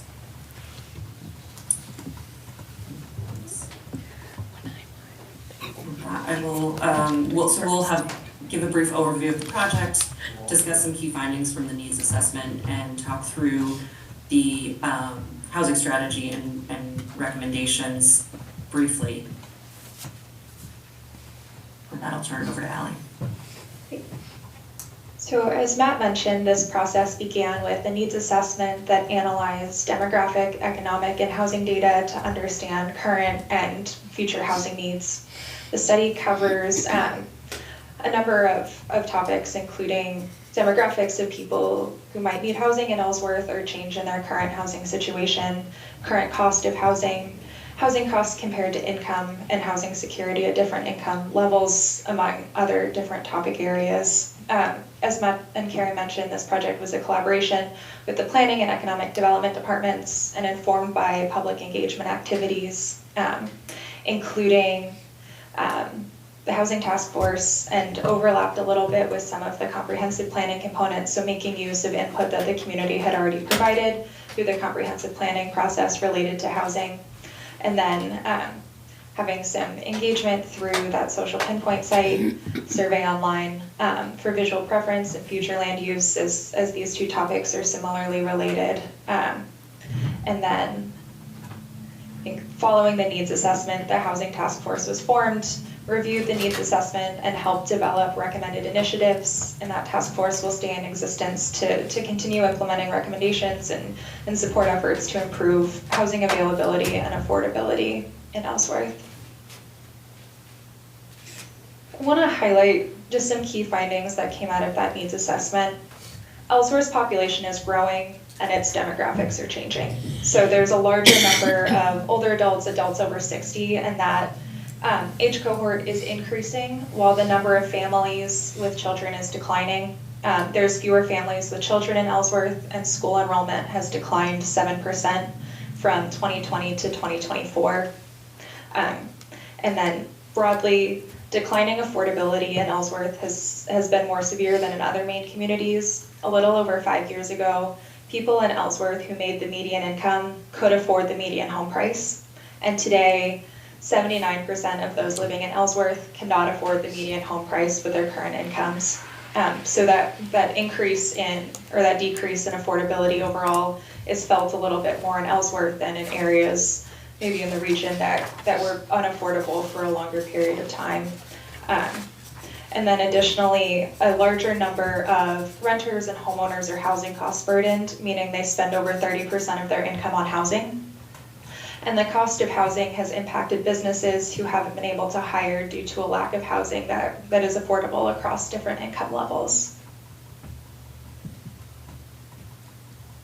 So when looking at kind of the housing strategy, worked with the Housing Task Force to develop a multifaceted approach, as there's not one solution to solving housing needs. And so looking at the issue from a variety of different angles with considerations for ways to address housing needs at all levels, at income levels, provide opportunities for a variety of housing types. So housing for older adults who might need to downsize or access assisted living, housing for younger families, and housing for workers who want to live and work in Ellsworth, focusing on the needs of current residents and addressing needs for employers in the city, and then aligning those long-term planning strategies like ordinance updates, infrastructure investment with the comprehensive plan.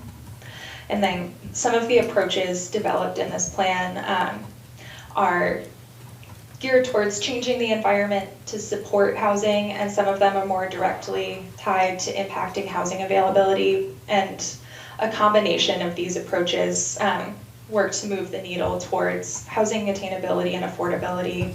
And within those approaches include land use and regulatory changes, like zoning ordinance updates, municipal programs, financing, collaborations and partnerships, knowing that the city has a number of partners that they work with already, as well as within the region. The housing challenge doesn't follow municipal borders, and so working with those in the region and the state to support housing within Ellsworth, and then looking at capital investments to support housing investment in the right areas. So through this process, we developed 18 initiatives, and we won't talk about each one in detail just in the interest of time, but these were organized broadly into 3 categories. So the first strategy looking at decreasing development costs. And so as Alan noted, there are a variety of initiatives that are being proposed, and those range from more direct impact initiatives, and then also some longer term, the regulatory changes, which may take years to see an impact from that, but that is contributing to creating an environment that supports and is conducive for housing development. So first, looking at decreasing development costs. Development costs are increasingly becoming a bigger and bigger barrier to housing development, and it's largely something that municipalities don't have a whole lot of control over. So it's finding ways to incrementally reduce costs where that's possible. So one way to do that is through reducing overhead and pre-development costs. So looking at initiative 2 and 3, to looking at reducing costs for design by having pre-approved building plans. And initiative 3, streamlining the process, so you're reducing the cost of that pre-development process during the review process, and providing some consistency and predictability with that process, which makes the risk lower for developers.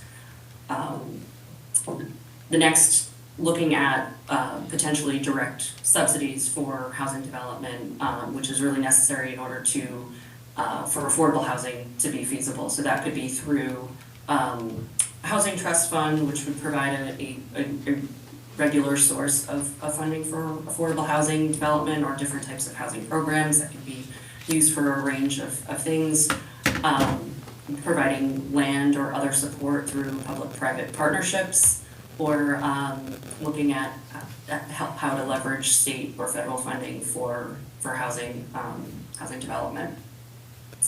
And then the third aspect of this is ways to reduce development costs directly for the developer, or allow for more revenue to be generated on a parcel. So allowing for increased density, or reducing construction costs by reducing or eliminating minimum parking requirements. So strategy 2, increase utilization of housing. This is looking at leveraging capacity of existing housing stock. So that could include occupied units through initiative 8, looking at the home share program, creating more opportunities within housing that is already existing, and helping to also create community in that way. And then looking at housing that may be vacant or may be occupied, so looking at regulating short-term rentals, and there are a variety of ways to do that can still allow for homeowners, property owners to still generate income, while also addressing some of the nuisance impacts and concerns around impact on the housing market. And then finally, looking at ways to partner with community organizations to develop a housing navigator program. We found is, we heard from the Housing Task Force, is that there are a lot of resources out there that people aren't aware of, because a lot of people are coming into needing housing assistance or support who previously were not. As Ally noted, this is kind of affordability declining has come really quickly, and so having a way to connect people to those resources. So that could be through rental assistance or home repair assistance, or housing counseling for new home buyers, and a variety of tools and programs that could be available, or new programs that may be available that people aren't aware of. Strategy 3, increase development opportunities. So this is where we have more regulatory changes under strategy 3. So focusing on the specific needs of the community and types and location of housing that is really desired by the community. So having some a way to guide that by looking at initiative 11, allowing housing for seasonal workers, encouraging that type of housing, addressing that need. ADUs, cottage court development, 13 and 14, really looking at the needs of now seeing more smaller households. So creating those types of units that are meeting those needs. And then looking at utilities and infrastructure. So this is more long-term, but thinking about where the city wants to see growth happen. And we have that, the future land use map showed for the comprehensive plan, but really honing in on where is that most appropriate to see more dense development, planning for where does it make sense cost-wise, development-wise, creating community rather than isolated developments. And so planning ahead for that and to accommodate more housing development.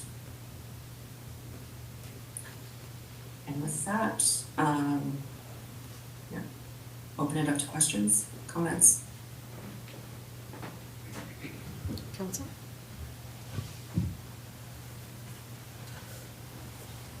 Would anyone from the public have any questions, comments?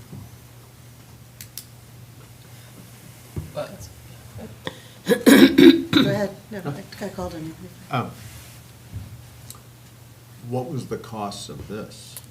This plan actually didn't cost the city money. There was a service provider grant put out by the state that we applied for in collaboration with Barry Dunn, so the state paid for the housing needs assessment and plan. What was that cost? I think it was around $50,000, maybe a little bit less. Carrie, is that about right?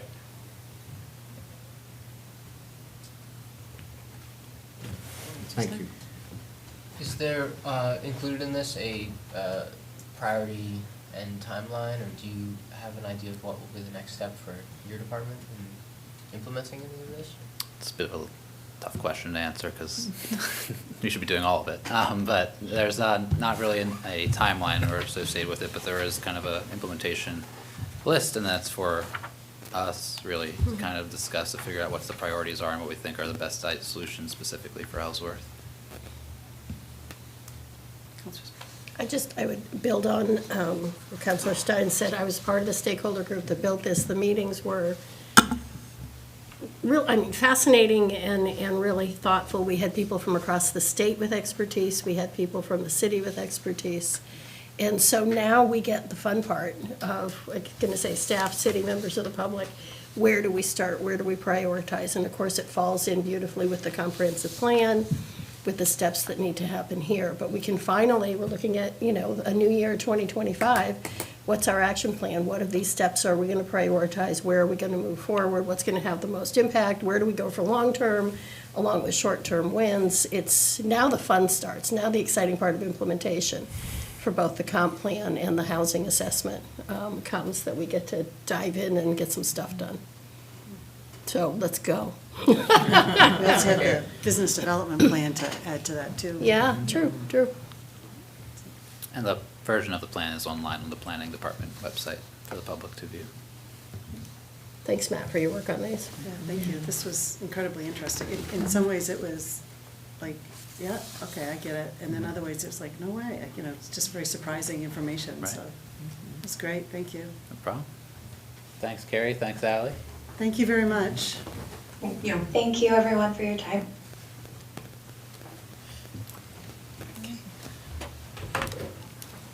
That's it for me. Agenda item 15, Council Order number 122404, public hearing and action on the request of the Historic Preservation Commission for amendments to the City of Ellsworth Code of Ordinances, Chapter 39, Historic Preservation Ordinance. Hi. Good evening. All right. So I did my best in the memorandum that I sent in to kind of outline why we're doing this and what purpose it's going to serve in the bigger picture for the community. It actually has a lot to do, well, I found paperwork upstairs in the filing cabinets going back to like circa 2000, where they had been talking about the benefits of becoming a certified local government, what the requirements were going to be, which of course have changed since then, and what impact it would have on the community in the bigger picture, and really that's largely stayed the same. So one of the big things is for this community, opening the door to more grant funding. And so that's not just limited to the city or to the Historic Preservation Commission. That actually opens up to all of the city departments and to other nonprofits as well that are involved in the cultural and arts sector. So this goes, and actually the CLG was in the comprehensive plan. That was mentioned in there. It was in the 2004 comprehensive plan, and it was in this comprehensive plan as well. And finally we did it, and it's so exciting. It's really reasonable, and the ordinance changes that are in there don't actually have any change in the way the commission operates or what our responsibilities are or anything like that. It's really, mostly it's in language, and a couple of them there was like definition changes that they wanted us to make. And so really the ordinance change is like the easiest part of the whole thing. And then, it's really going to be an important thing for the economic development in the future, and is pretty minimal and non-invasive. Does anybody have any questions? This is a public hearing, because it's an ordinance change, so I'm going to open the public hearing. Does anyone from the public have any questions, comments? Saying none, I'll close the public hearing. Council, questions, comments? Councilor Helen? I've read through this and read through this and read through this. And does this in any way put a straitjacket on an owner of a historic property in this town different than it is today? No. No, it doesn't change any of our operations or any of our standards or anything like that. Okay. It was strictly like language changes mostly. And like with the comprehensive plan, there were specific phrases that have to be in there. Like it has to be worded a certain way. And so it's really just stuff like that. And that's not harmful to a building owner in town that needs to do, it's not changing. It's not making it any more restrictive than it already is. Thank you. That's the word I was looking for. Yeah. Yeah. Yep. Okay. Yeah. And it doesn't cost us anything. Thank you for being proactive. It's like she could sense the question in the air. Yes. But it does make us free money in the way of federal taxes, I guess. Any other questions? I just want to thank you for bringing this forward and getting it done finally, and allowing us the ability to secure more grant money. That's what we need. Yeah, absolutely.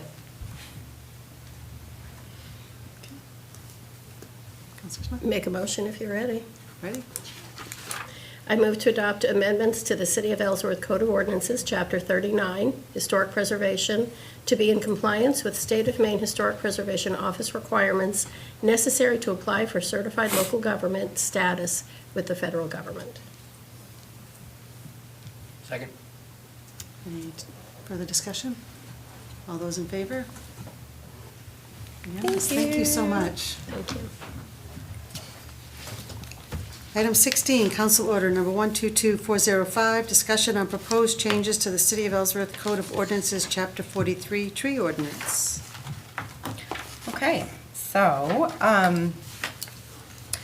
when we got the ARPA Commission started last August, we were lucky to be able to start it because there was actually an ordinance already on the books from 1991, which got us somewhat easily into, or to be able to appoint members of that board. And so now, given that it hasn't been updated since 1991, we are hoping to present a more robust ordinance that really will actually, the number 2 guiding principle for the comp plan was to protect and preserve the natural environment and encourage sustainable and resilient growth, and really trees are a huge part of that. So I think it's also a really good time with this comp plan being approved, this new comp plan being approved, and kind of pushing forward some of the things that we would need to meet those standards in the comp plan, or those goals in the comp plan.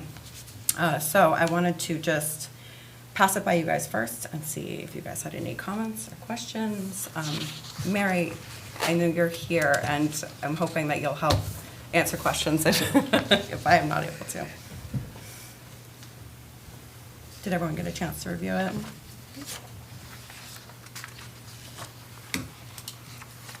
So there isn't any action tonight. This is a chance for discussion and questions, and then this will come back next month for the public hearing. Oh, yeah, I did give you the updated one that has Matt's comments in there that take out like the temporary statement. And I think a big one was the recommendation to the planning board. It was changed that. And I think something about the amount of days for, to file an appeal, 7 days, and changing that to 30 days was Matt's recommendation there, which we don't really see any issue with. We appreciated his guidance. Is his version more recent than the agenda? Yes, you have. It's here. Yes. Paper. They scribbled it. Sorry about that. That was my bad. That was not Ebony's. Just made out of trees. I know. Trees That's are a okay. renewable resource. They grow back. Yeah. But it really just brings us kind of up to speed and where we really should be for protecting and preserving trees.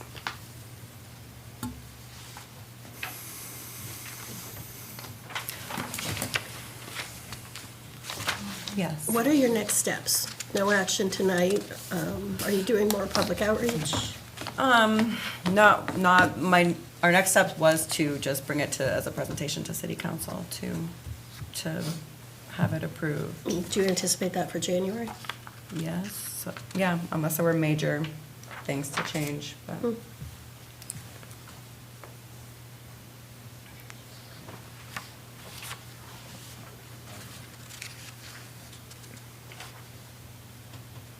Any questions? I will say, I thought it was very well thought out and organized. It's the kind of ordinance I love to see. Good. There was definitely Very help easy to there. follow. Yeah, that was great. Great formatting. Yeah, really There were great many formatting. other versions before this one. Great job. Yeah, I would note also, you can see like the typewriter written version of the previous Yeah. tree Yeah, ordinance. right? So definitely an update due, and thank you to Mary and Tabitha. Tabitha was kind enough to join our memo review team, and it was excellent to review this, and just so it's not just the work they're doing here, but working on the tree steward and getting Caleb certified as an arborist, so that can no longer be my role, which I love being the Lorax of Ellsworth, but I don't really have any An honorary You like Lorax. being tree warden? expertise. I thought about changing my LinkedIn to just tree warden. Just a little Lorax in my profile picture, but, Yeah. and Mary just on, a variety of things, whether it's, landscaping City Hall to, the grant that they acquired to help with tree planting, and Tabitha, it's a great partnership, and looking forward to continuing that partnership with our public works teams into the new year. If we have, in further reviewing, if we have thoughts or ideas, should we send them Yes. to you? Please send them to me and Mary if you would like, but yeah, I'll get them to her if you're, her out. But yeah, awesome. Thank you all for reviewing that. Thank you very much. Item 17, Council Order Number 122406, request of the discussion and action on the request of the Finance Director for final allocation of ARPA funds. All right, Nate Moore, Finance Director. How are you tonight? We have ARPA funds to discuss. ARPA, just so the public is aware, the American Rescue Plan Act, which was enacted right after COVID-19 in 2021. These funds are intended to be used for investments in water, sewer, Oxford, and broadband infrastructure, public health expenditures, Oxford, and addressing the negative economic impacts of the pandemic on communities. I did that for you, Charlie Pierce. So, thank you. I had to put it in, sorry. You had to be there. So basically, just to summarize, we had an allotment of funds. If you look at page 2 of the memo, we just around 950,000, a little bit more than that if you take in the interest that was accrued over the last few years. And then obviously what we spent is on the next few pages. What we have left, which is on the bottom of page 3, is summary of proposed reallocation. There is $92,748.14 remaining in unallocated ARPA funds. ARPA funds have to be allocated before December 31st of this calendar year. They don't have to be spent, they just have to be allocated purchase order, just to know where the funds are going to. So, and they just have to be spent, I believe it's December 31st, 2026. 99% positive on that. So what I'm suggesting on the back, or I should say on page 4, recommendations for remaining funds, we have Public Works, upgrades and purchases. We have a loader that they're presenting tonight, I believe. The first payment, which would be $38,500. Also at the Public Works facility, locker room and bathroom renovation, just $25,000. And City Hall is in need of obvious maintenance, just due to the age of the building, which we put in there, first floor painting, which we had a quote for, roughly $40,000. There's also other recommendations to consider, such as Healthy Acadia Warming Center, as well as a bucket truck for the Public Works Department. So I will stop talking and let you proceed.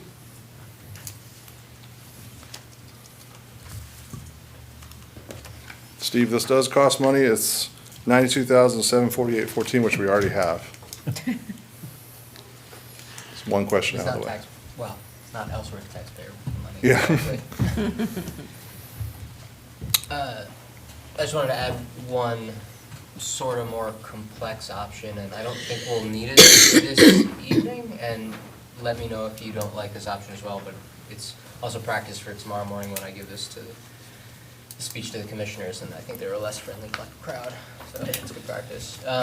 So I had a conversation with our district rep from Jared Golden's office, who were somewhat familiar with the congressional allocations of ARPA, and they connected me with the treasurer, who said that it would, based on the frequently asked questions page that they referred me to, that it would be possible to obligate ARPA funds to some sort of sub-award account, something that we could grant to organizations that could apply to us. And this sub-award could be, we could allocate those funds through an MOU, so they would not have to be specifically committed to those grant awardees, but they could be committed to the sub-award funds. We could do that and then figure out by the end of 2026 who or what we wanted to give those funds to. So that would buy us more time. The only caveat would be that those whoever applied to those grants would have to spend those ARPA funds on projects that fall under ARPA requirements. But as far as I can tell, that would work. If we get to a point this evening where we can't figure out what we want to do and there's some number of $1,000 remaining that we can't agree on, we could put it into a sub-award fund, figure it out later essentially. So that's what I'm going to also suggest that the commissioners consider tomorrow morning. Yeah, I think the hard part is, like, there's a lot of things that we could do with these ARPA funds, honestly. I mean, just, like, obviously, when it comes to City Hall, like, there's just the painting's $40,000, but I have a quote for over $300,000 worth of repairs. I know Charlie, myself, and others have met on this, and there's just so many things that we could put these funds towards. So unfortunately, it's not like we're trying to find something, so it's more like, what can we put these funds towards? But that's definitely an option. So. To me, it's, yeah, and there's also kind of an administrative piece. Like we have, I think in some ways the option today is we could move forward with, this recommendation, the public works upgrades. The locker room and bathroom are very much needed. There's one bathroom for 14 guys over there at the highway department. Their locker room for 14 guys is, 3/4 of the size of this table with lockers around for pretty big, turnout gear, that kind of stuff. It's long overdue. For them, they're going to do all the, if you look in the quotes here, they're just buying materials and they're going to actually build the bathroom and the locker room themselves, just to have proper. So that one's really important. The loader also, I think, very important. You'll have more details on that here. Again, if the council authorizes, we've already got all the paperwork. And it's been public hearing, so we can move forward with that purchase as well. The first floor painting of City Hall, not 100% vital. I have heard a lot of comments of people walking into this building and, seeing the kind of age, and it's been 30+ years in a very heavily used building.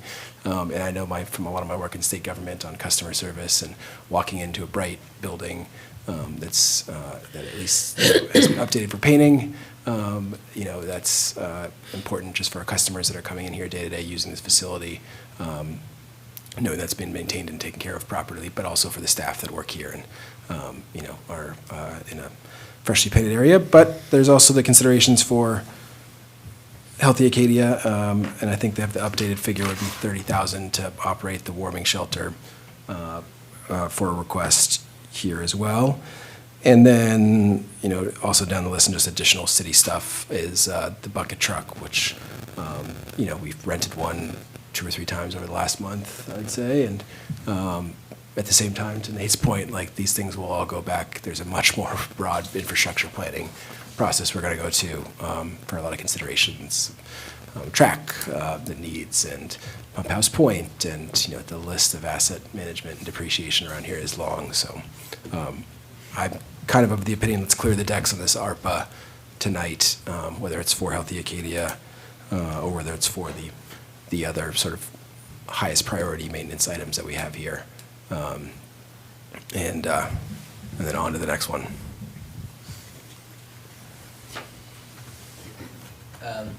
So I think these are all great ideas. I'm going to specifically advocate through this discussion for the warming center. Just to remind everybody, and I've brought this up a couple times during a finance committee meeting last month, it's not ideal to fund an outside organization like this outside of budget cycle. We really do try to do that during budget cycle, but this is somewhat an emergency situation.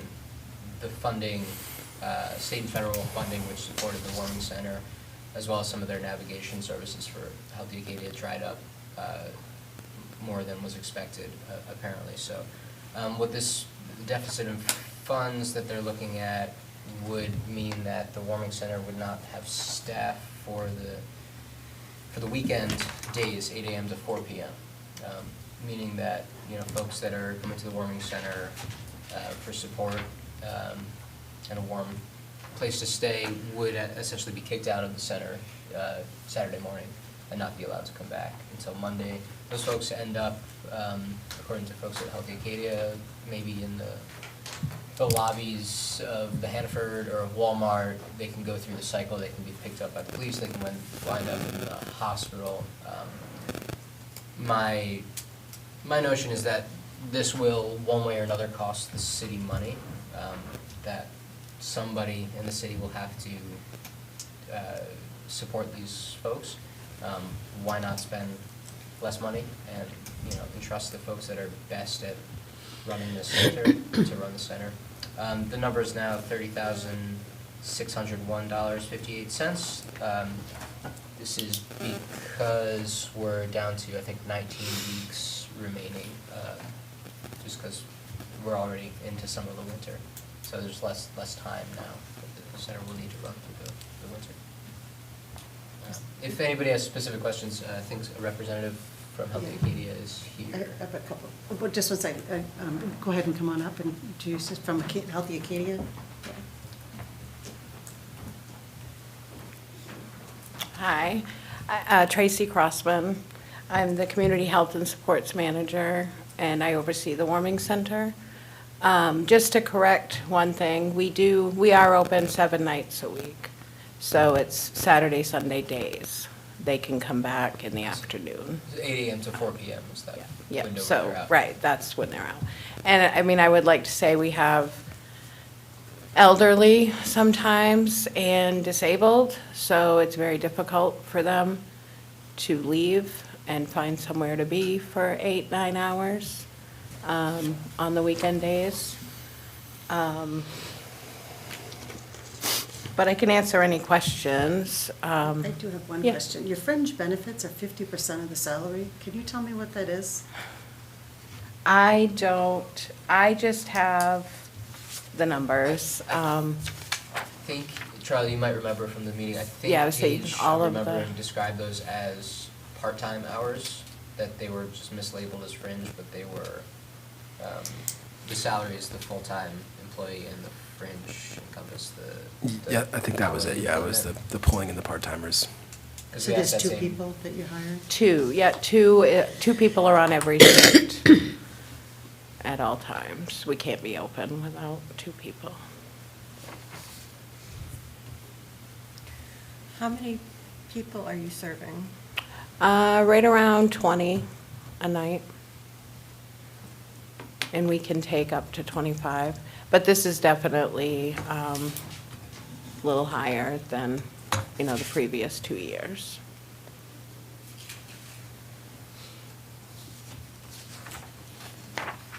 It's someone from the public that you want to come on up to the. Yeah.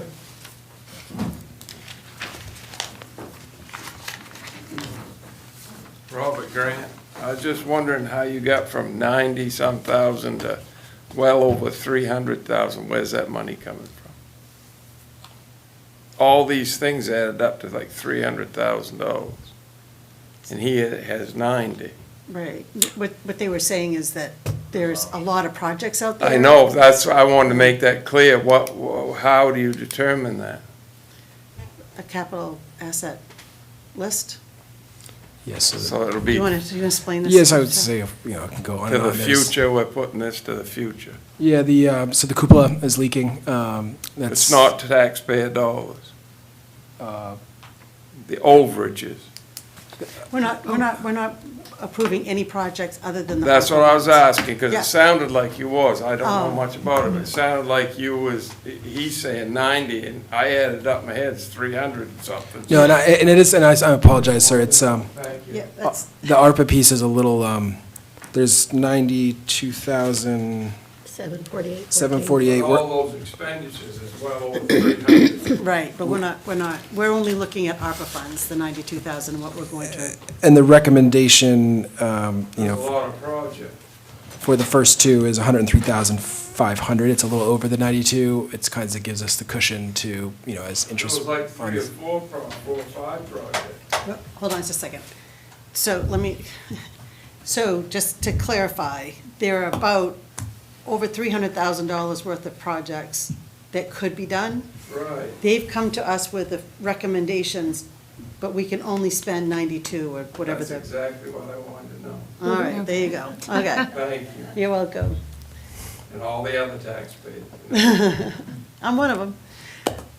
Counselor Smith? I had a question for Councilor Stein. We had talked about, for each of these, what other way could we pay for the 6 that have been highlighted as maybes? Is that your conversation with the county tomorrow? I know in going through our notes, they show the residents of the people who use the warming shelters simply by where they spent last night, not where are they coming from. And the point that a lot of these folks are from other towns in Washington, Hancock County. So is that what you're thinking? I know we talked about maybe county ARPA funds would be a more appropriate way to fund the warming center, which is essential. Yes, well, this is exactly why I started going to their meetings and having conversations with them, was to try to fund this outside of city funds or outside of city ARPA funds with county ARPA Right. funds, seeing that they had so many left. They were supportive of Healthy Acadia and the programs, but it didn't seem like they were going well, they told me that they'd already allocated all their ARPA funds, which they had not a couple months ago. Well, between 100,000 and $1 million, from what you said, Somewhere. rounding error.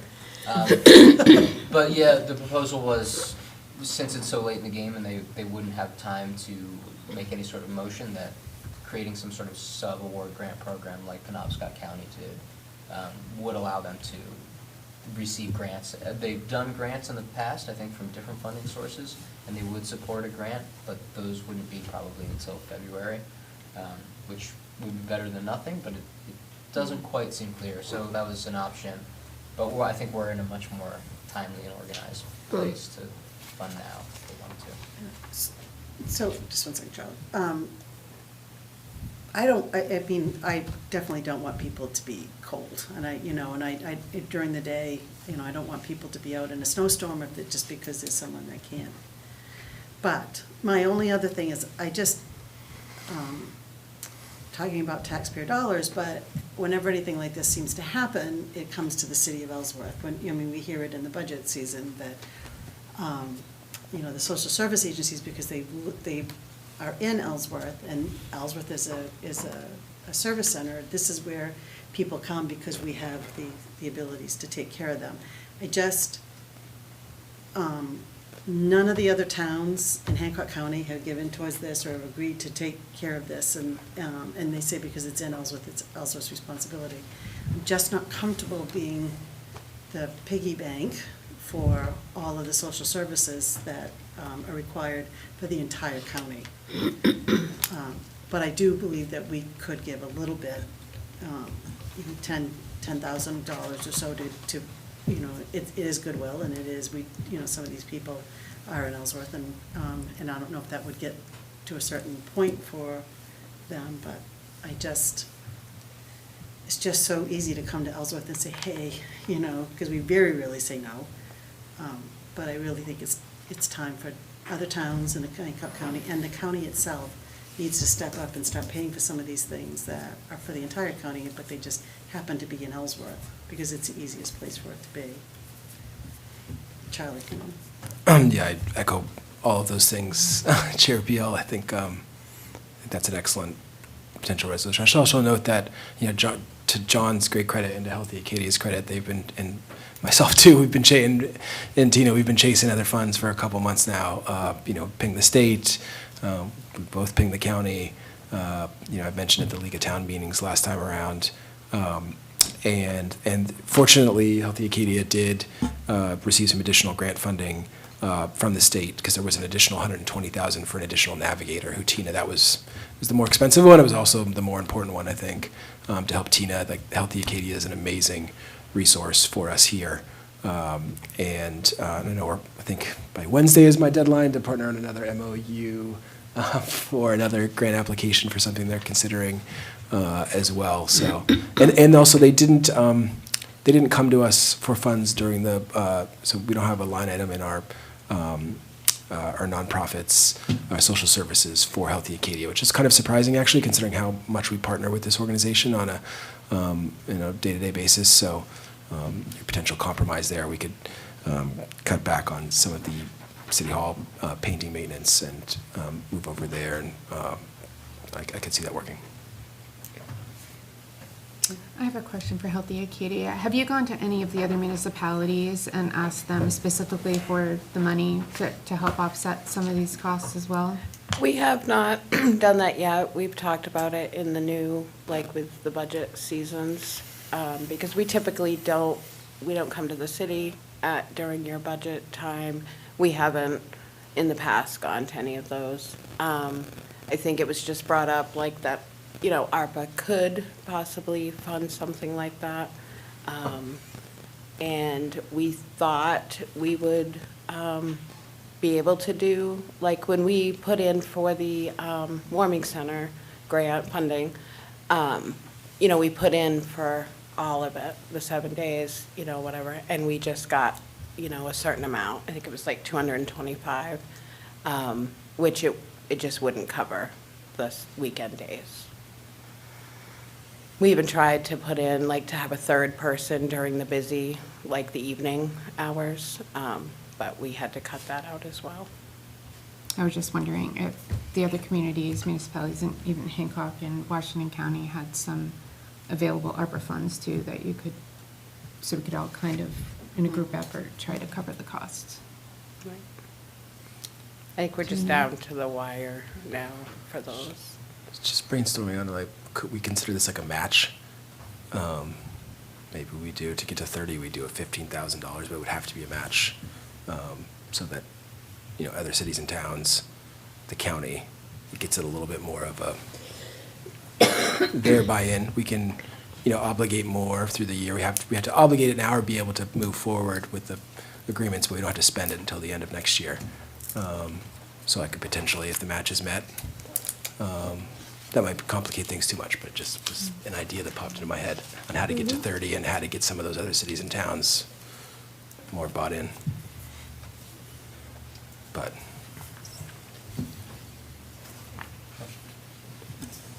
Councilor Hunter?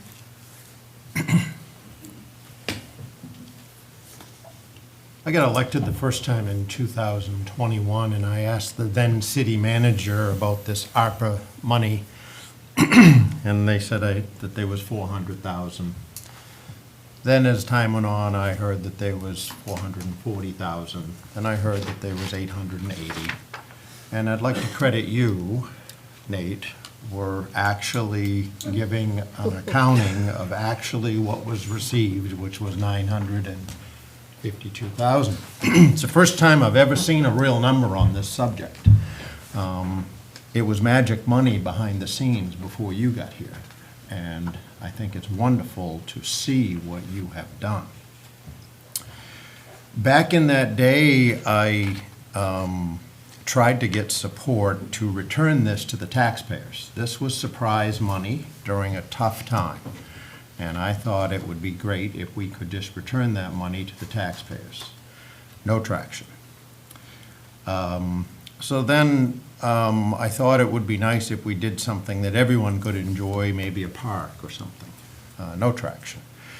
Instead, we have picked at this thing and made many expenditures out of it that save the taxpayer some money. But there's nothing significant. It's always, the first thing that did is everyone got hazard pay bonuses, and then that went through City Hall because one department got it and then another department, and it's just been picked apart. And it's really too bad because we had almost $1 million that could have made an impact for the next 20 years. It could have been a COVID park. It could have been many different things. But it has got picked and picked and picked and picked.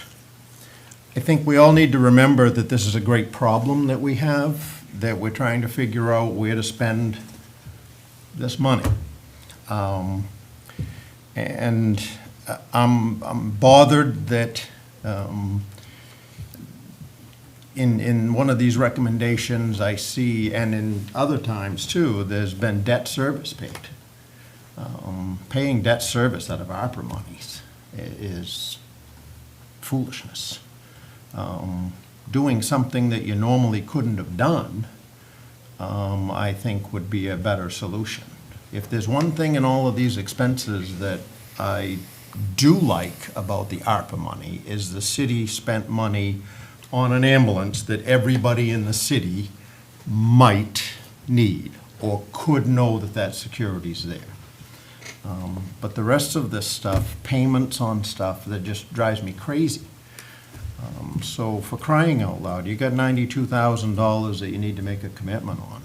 Let's do it in some way that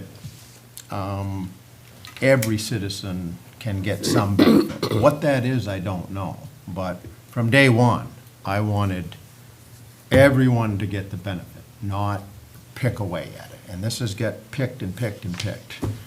And so now you're down to 92 grand, which doesn't go far today. But again, thank you for the clear accounting of this. It's the first time I've ever seen Thank this. you or sorry, I don't know. Community barbecue, I don't know. Well, what are you gonna do? Can you remind us what you told us what the acronym meant, but can you remind us what the spirit of the funds were? I mean, they've expanded on the available usage. Yeah, so it's the American Rescue Plan Act. It's obviously enacted after COVID, so it's supposed to be used for, permissible, on page 1, it's permissible and restricted uses, so public health, economic recovery, infrastructure, essential workers, disaster relief, transportation. So just a lot of, anything that would have been affected by the pandemic, basically. And obviously the important part to note, I don't know if I said it initially, was if you don't allocate these funds then literally you have to send the funds back. So that's why we've come to this point where we got, whatever it is, 16 days left, or I don't know what today's date is, but once we get to the end of this calendar year, those funds have to go back if we do not allocate them. So, and I agree, I wish we had more than 92,000, but it's 92,000 is 92,000 more than zero, so.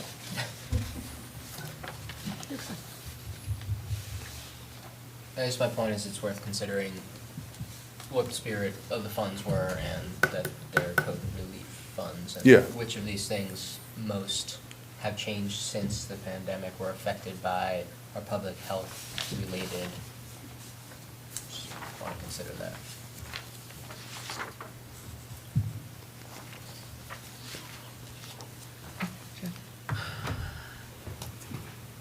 I have a question and then I guess a second question. Steve, I'm looking at the expenditures. Where do you see debt service? I see a new roof for the Moore Center. I can explain Okay, that one. that would be It's helpful. this was approved during the previous budget cycle on, we discussed purchasing the vac truck, which is actually, there's a quote in here Right. to move forward with. So this was actually already approved. That's why it's not in the new approval request. It was, we didn't want to put it on the taxpayer rolls for this year, and the lease payment was deferred, I think, until next year. Mike probably has a little more details here if needed. So the decision was, well, we could use the ARPA funding, which would be designated for this, so that covers our decks on that piece for the first year payment, and then this next budget cycle, we'll be looking into the wastewater, which is like Okay. a three match. So this would be the city taxpayer kind of match for year one of the vac truck. So it's not paying past debt, it's doing a multi-year Correct. financing agreement for a new piece of equipment, okay. Correct. Thank you, that helps. And then I know in the, in the 1 year I've been here, I remember important conversations about the mold and remediation and other repairs, the exhaust system down in the fire department that I think are pretty substantial. So just trying to understand the context there. And we're trying to go over a little bit, not that we would obligate any more than we actually have in ARPA funds accounting for interest, but if, some of these projects have come in under budget, which hence some of the surplus here, so we want to make sure that, we're not sending a check for $5 back to the feds. We're going to keep all that money here in Ellsworth. So that's why the $103,000 recommendation, it's above the $92,000, but we're only going to spend up to $92,000 or $95,000 if we have the interest. Excuse me, could I answer her question that was addressed to me? In addition to what you said, the recommendation is to make the first payment on a wheel loader. Well, that's my next question. That, in my mind, is debt service. I'm sorry? So that's my next question too. So, were you done, Steve? Yeah. Okay. So my next question is, I remember hearing in a prior city council meeting this amazing deal for a $25,000 bucket truck, like we better grab it because it's a great opportunity, we need to move. But it's in the others to consider, whereas the loader truck first payment is in the recommendation. So I don't know why the loader is being recommended and the bucket truck is not. And I see on high, we have someone who might be able to answer that question, but that was a big push last time. Good afternoon and evening, everybody. Mike Harris, Public Works Director. So in terms of the loader was brought through the budget cycle as a request from the beginning. And then during the budget cycle, there was a time frame when we did a cut exercise and we pulled vehicles out of the budget. And then with a thought process of being able to do maybe a band bond for stuff later on, which the loader was one of those things that was pulled out, but it was not included in the band bond. But the loader has been, this is the third meeting that we've actually discussed this loader. And the loader is necessary for the operations of Public Works.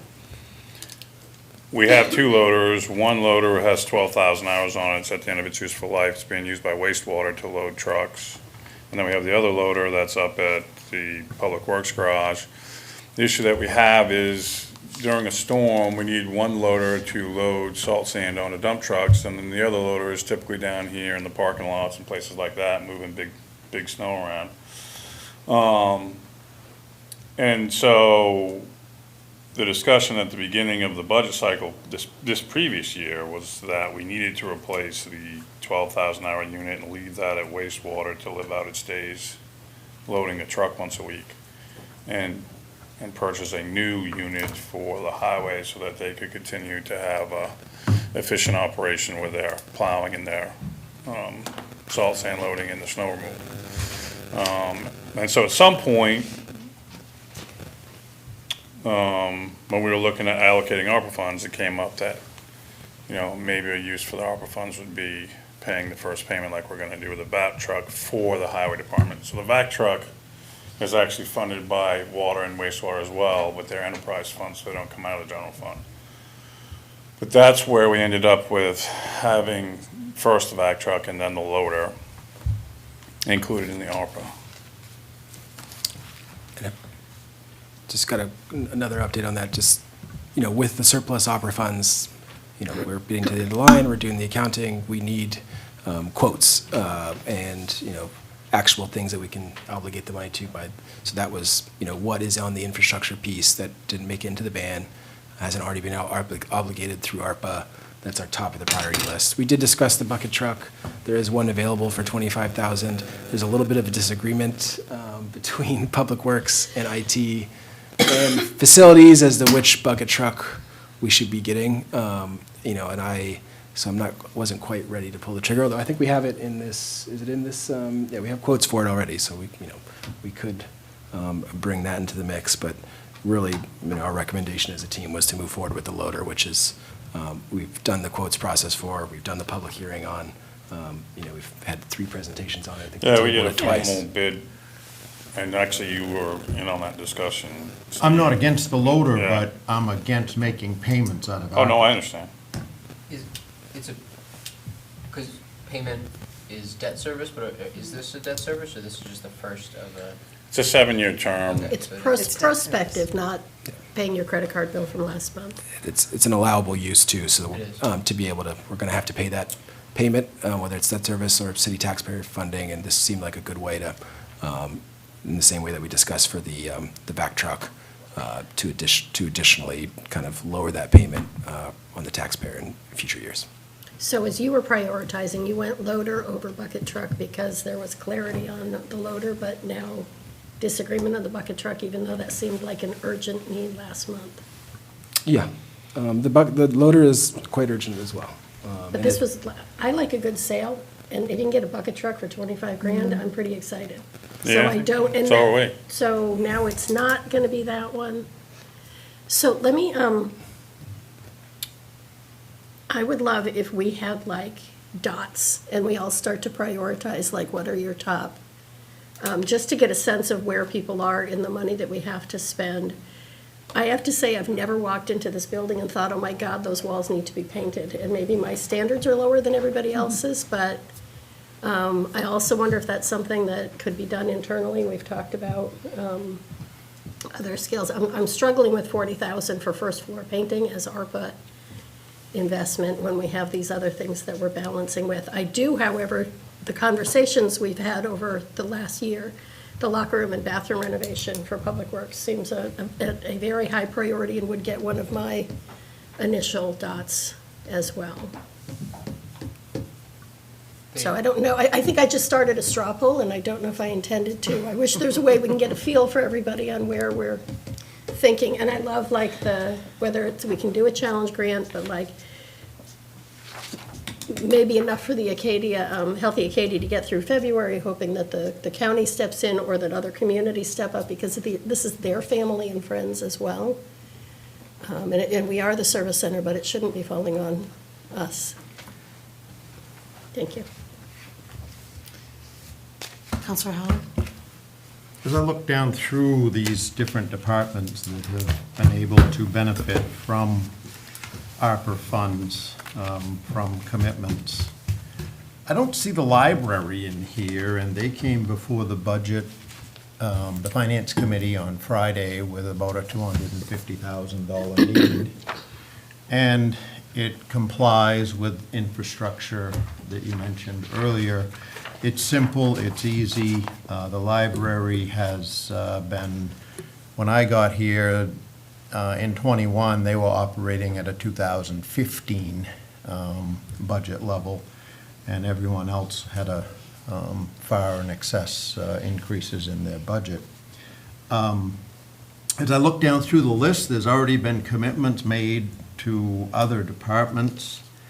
I would make a suggestion that the entire remaining balance of $92,000 go to the city's library, that, and this is not a motion, this is a suggestion, that anybody in the city of Ellsworth could benefit from free. Say with the, Go ahead. I was to say with the library, the hope is that we'll be going for a congressionally directed spending package, which would maximize, potential city match to federal match in that area. So pushing that, that's, I think, one of the reasons. That's a hope, this is a definite. So, if I may, I agree with you, Nancy, on the city hall maintenance. $40,000 to paint the first floor is just a lot of money, and it just seems like and it's, again, I agree with you. I walk in here, I don't think, oh my gosh, it's falling apart. So, and there are so many different items that we need. I will say that any of these things with the fire department and city hall security, but police department, plow trucks, that is all for the residents of the city of Ellsworth. If they don't have plow trucks, we don't have roads plowed, we don't, and, people are going to be all over the place and not able to get to work. I mean, that's definitely, and the same thing with the fire department. If we don't have the trucks, if we don't have the equipment, and they go to a fire, someone loses their house. I mean, those are all benefits of all the people of the city of Ellsworth. So I'm other than some of this, there is a couple of things that I question, but I also agree with Councilor O'Halloran that paying debt service from grants is like paying debt service from your fund balance. It's an operating cost, and it does not, it temporarily helps the budget, but the next year you've got a cliff that you're going off, because now not only did you not budget it this year, but you're adding on to it the next year, and it's a double. And so it's not, I never believe in using funds like this for operating costs. But I think the bucket truck, if we have the ability to get a bucket truck and you've got the information. It's being held. Yeah. I mean, that's a purchase that's gonna last us a long time, and. Yeah, and no, worth it's the a money. significant benefit to us with all the lights and tree stuff that the public works does, and it has a chipper body on it, so we could chip directly into it, and Can I speak about that? Yeah. Oh. Is it used for IT? This is cool. I do. Thank you. So, I don't want to, I think it would be useful for Public Works. The truck they're looking at requires a CDL. So we wouldn't be able to use it, and Jim and maintenance wouldn't be able to drive it. I should say we wouldn't be able to drive it. Sometimes we're all day, doing these things, so I'm just saying, you're gonna tie up a driver. The other problem is, it's a tree truck. It's a big truck. It's not really set up well to work on street lighting and things like that Jim or us would be using it for. It could work, but it would not be the ideal vehicle for that, for us. I think they would definitely make use of it, but it would not be a good fit for us. Has anybody looked at what would be ideal for you and how much that would cost?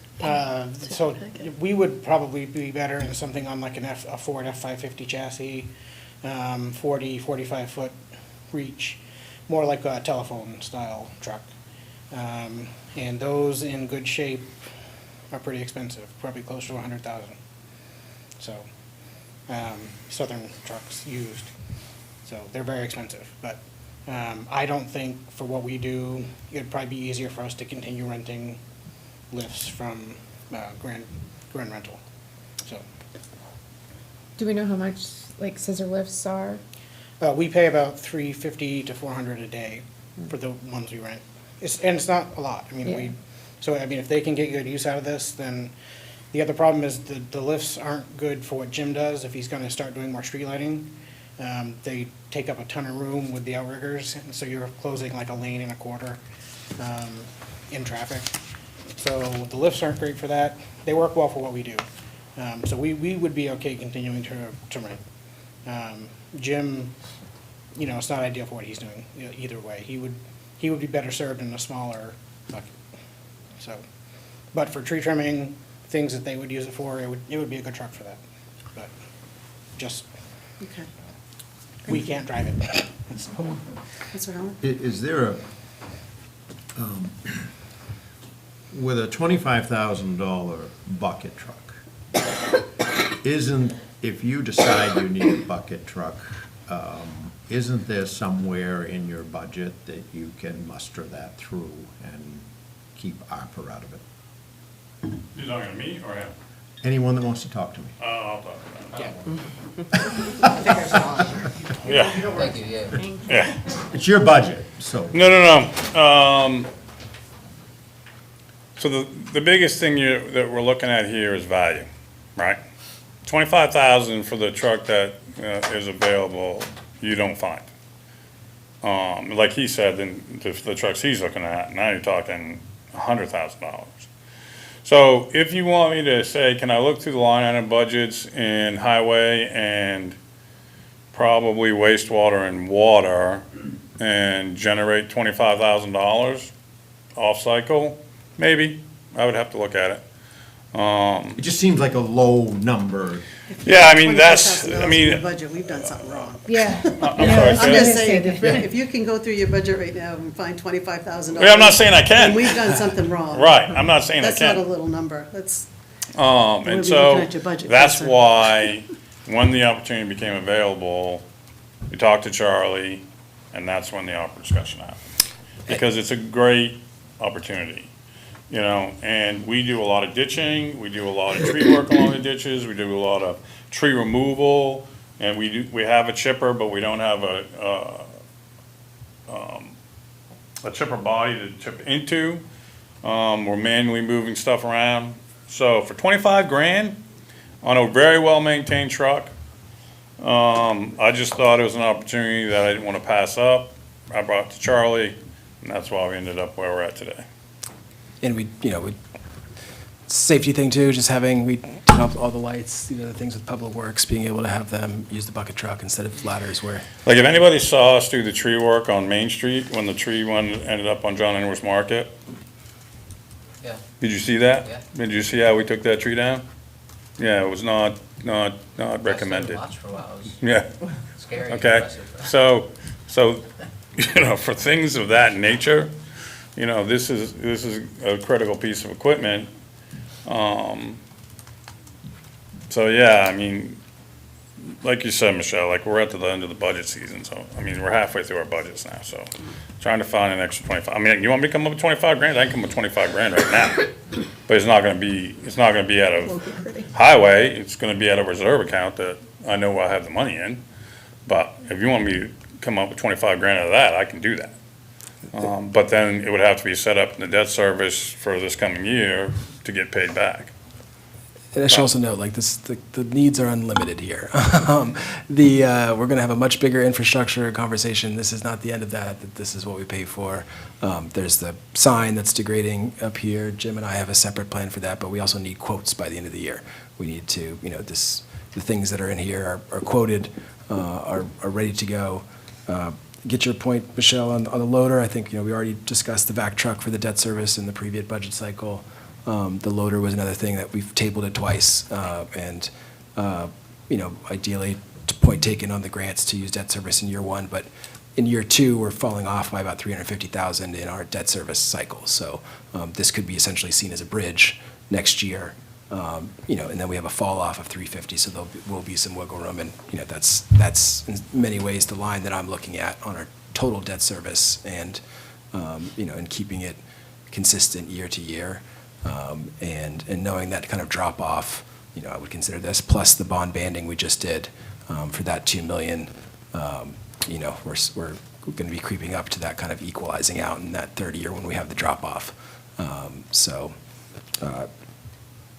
I would like to move the bucket truck. I could see moving forward and pulling back the city hall and painting, and kind of having the painting as a catch-all as well, for, we have quotes out for it. In some ways, the reason it's 40,000 is, if some of these things come in under budget, we're redoing the entire front office space with, new, as previously approved for a new kind of counter setup, and if there's 5,000 remaining, we would paint there. But it gives us the kind of backstop to at least have these funds obligated to something with a quote, in, abeyance of, the ARPA, structures. So the 40,000 isn't just painting, it's also redoing the counter? So the counter was previously approved in the last budget cycle. So I'm saying, we're going to redo the counters, but we're going to be moving things around in that front office space, a highly trafficked customer service space. And I know, I hear it quite often from customers and from staff who've applied here, that this building on the outside is quite beautiful, and then you walk inside and you have a very different impression of City Hall. And, a fresh coat of paint can go a long way to kind of improve customer experience and outlook for staff, for customers.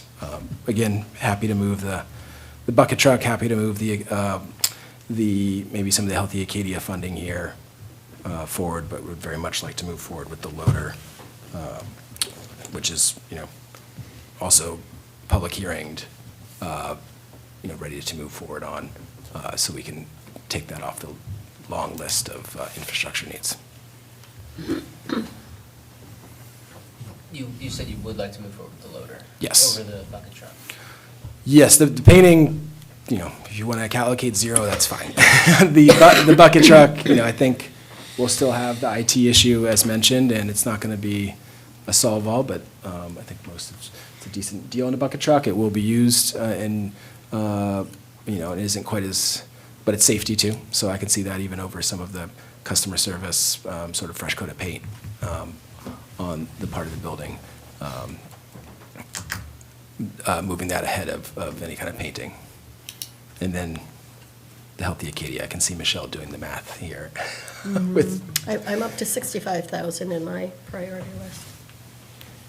But can we try moving into is everyone, and Michelle, let me know if I'm overstepping, but Yeah, go is ahead. everyone comfortable with the locker room and the bathroom renovation, 25,000, so that I think they do now have a door that closes, but we've heard for a while that that's necessary and appropriate.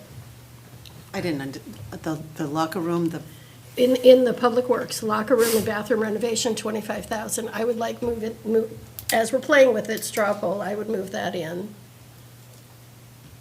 And I would move the bucket truck in. They do all the work themselves for all those projects. Yeah, So they- it's a little yeah. a little money goes a long way over there. Yeah. and they deserve it. Those I mean, guys that are we're talking working- basics I used here. the bathroom now, it's on Oh, the, yeah. oh. User renovation. Did you see the locker room? I don't know. It's hard to find. You don't want to. Jumbled in there. So we can move this along. So I would do those, and then 15,000 for Healthy Acadia. It either gets us into February and then into the county, you can say we get it, and I'm guessing it would go through February, don't I? And then that's something to bring to the county and the other towns, and it buys time. So that's up to 65,000 of the 93 that we've got. I'm proposing and playing if those were in the go, for other people to respond to. I might push from a little more than half of the Healthy Acadia, just looking at their numbers again. Yes, folks from the county use it, but 2022 to 3, Ellsworth residents were 50 people to the next one down was Hancock 7, and everybody else was 2. But that was, what was bizarre about that, it's where did you spend last night? Well, if they spent last night in It's not a Ellsworth, that perfect doesn't count. define. It's not a perfect count. It's not, Right. it's not Ellsworth residents, it's people that have come to Ellsworth. That's where they really, leave for the their most heads last part. night. I would like to speak on that. We do, I know a lot of people, I've been here my whole life, and I've worked with a lot of these people for a while. I would say that over half are local residents or have been here a long time. I would like to say that. I mean, and then there's other Hancock County towns, people from other towns. I think, each year, we might have a couple that come down from like Bangor. But really, the majority is local people. It's increased. I'm not saying they were born and raised here, but they've been here a while. So I do think that at least half, maybe a little bit more. Is it because they've lost their home, or if Yeah, they're residents? people have lost their homes, can't afford it, that mental health issues. And some, I'm not sure fully on every single person what their story is. I don't hear all of them. But, and even elderly, maybe they've been in an assisted type home and then out, maybe by choice, by, whatever reason, but, they were living in Ellsworth. But like I said, I'm not saying it's all, just, but I would dare say at least half. Half of them? Yeah. Thank you. If we add the back truck to that mix, that's pretty much clears the deck here, and no painting. Yeah, that's 103,500 if we put the back, Loader or the back? the loader. The loader, sorry, the loader. I was gonna say, because the back truck's in there. Baffled me with Yeah. that. Sorry, and those two, I'd say the vac truck, and this is a common theme with some of these things. It's been tabled a couple times. The vac truck was in multiple bonds of previous years that haven't gone forward, so this loader's important, and I'd like to move forward with it, so we don't have to come back to the table again. And get this, like you said, Michelle, for this one's gonna be used for the snow season and for, it's an important piece. Can I I ask mean, more? the loader's still on the agenda, though. We can choose to finance that even if we don't do it on here. It's on the agenda. You could just finance it. That was the original, It's still when on I here. came originally, it was not in ARPA. It was for us, Right. because the Right. first But payment. the It's first payment- unbudgeted, though. Yeah, the first it's payment's still- deferred for a year. Yeah, on right, both of those. Exactly. The first, it's non-budgeted because the first payment's deferred. And that's why we did the ARPA with the back truck in the budget cycle was, hence my amenability to doing it with this as well as a way to clear the decks. We did it with, the plan was you'd have to obligate something for, even though it's deferred for a year. You can't just, pass that, we'll pass it later. Then we'd have to actually approve funding for it. So we decided to use the ARPA funding as the first year payment because we can go into 2025 to pay for it. If we don't, then if we want to approve the loader tonight, we could use, there is some highway facilities reserve funding. I'd be, happy to go on to that as well, but then we've got to find, we could fund all of the Healthy Acadia piece with the surplus. Like, we have to expend the ARPA funding, or we can do more painting we can bring into it. But we have to expend this money at this meeting. And so these projects are the only ones that are ready to go? Quoted. And that's why they're on here? Yep. And there's nothing that needs to be done that you could get some kind of a quote for, just one for now? In the next 16 days? I mean, we could, what would you like to And we get could a have a quote? special meeting or something, but I mean, Tammy. So I'm thinking along the lines that Steve had talked about is the library, and there really isn't any funding for them. And they do have this long list that they brought to the finance committee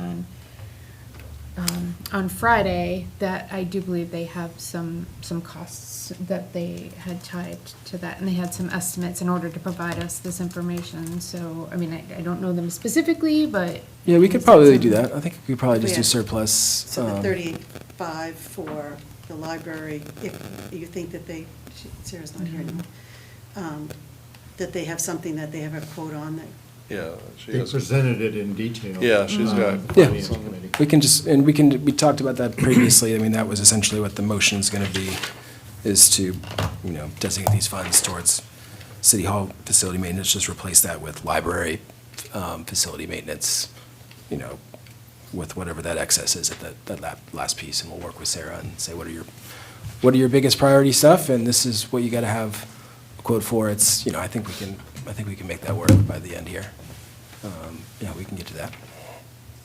I think that would be good, because you only need to, for the loader, we could just say that, apply the funds for the reserves, but then you budget for it for 2025 and you don't actually use the reserves. It's just a Placeholder. placeholder.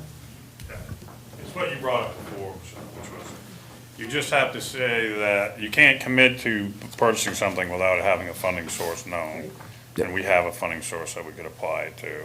And then, like you say, just as part of the budget process, incorporating the debt service. Yeah, we could say the highway reserve account, as long as we can still get that moving forward here, just because it's on the finish line for the loader. I'd be definitely okay with that. There's enough money in the highway reserve, or There's like 90,000 in there, yeah. 90,000, okay. Yeah. For the first year payment.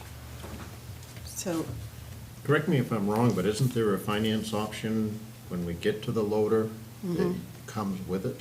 Yes. Yeah. That's part of the deal. Yeah. It's, Sorry to make this more difficult, but also in 2025, we have the vac truck, that's 36,333, that can also be pulled out, and that can be moved to the library as well. Correct? Yep. I mean, if We you're already- reversing the process, then yeah, you're gonna reverse both processes. I don't know how we approved that already. I don't know, you could. We approved it, or I thought we were approving it tonight. No, we approved the vac truck. That's why I moved the loader to this type of agreement. We we approved the. haven't approved the. No. The vac truck is on the agenda also. We put it in the budget, but the council hasn't approved the purchase and financing of it. That's on here. Right, I'm just saying that was the decision from the last cycle. Allocated. So that's why it's not in our new, it's just sort of the final piece of that. But we could, I don't know if we'd have to change anything from the previous approval. We could just change the financing on the vac truck to be a similar type thing. We'd be getting close to the highway reserve fund, let me see. But again, it's not gonna be spent until the next year when we're gonna have to budget it anyways, so. I'm not sure. I'm confused. What did you say, Tammy, that we could do with the vac truck? So if we're using the same knowledge that we're gonna pull that loader off there, because this already has the financing piece that we haven't authorized the purchase of it yet, but we did authorize the financing. You have on here the vac truck in the 2025 ARPA funds that we should pull off there as well, that would become available.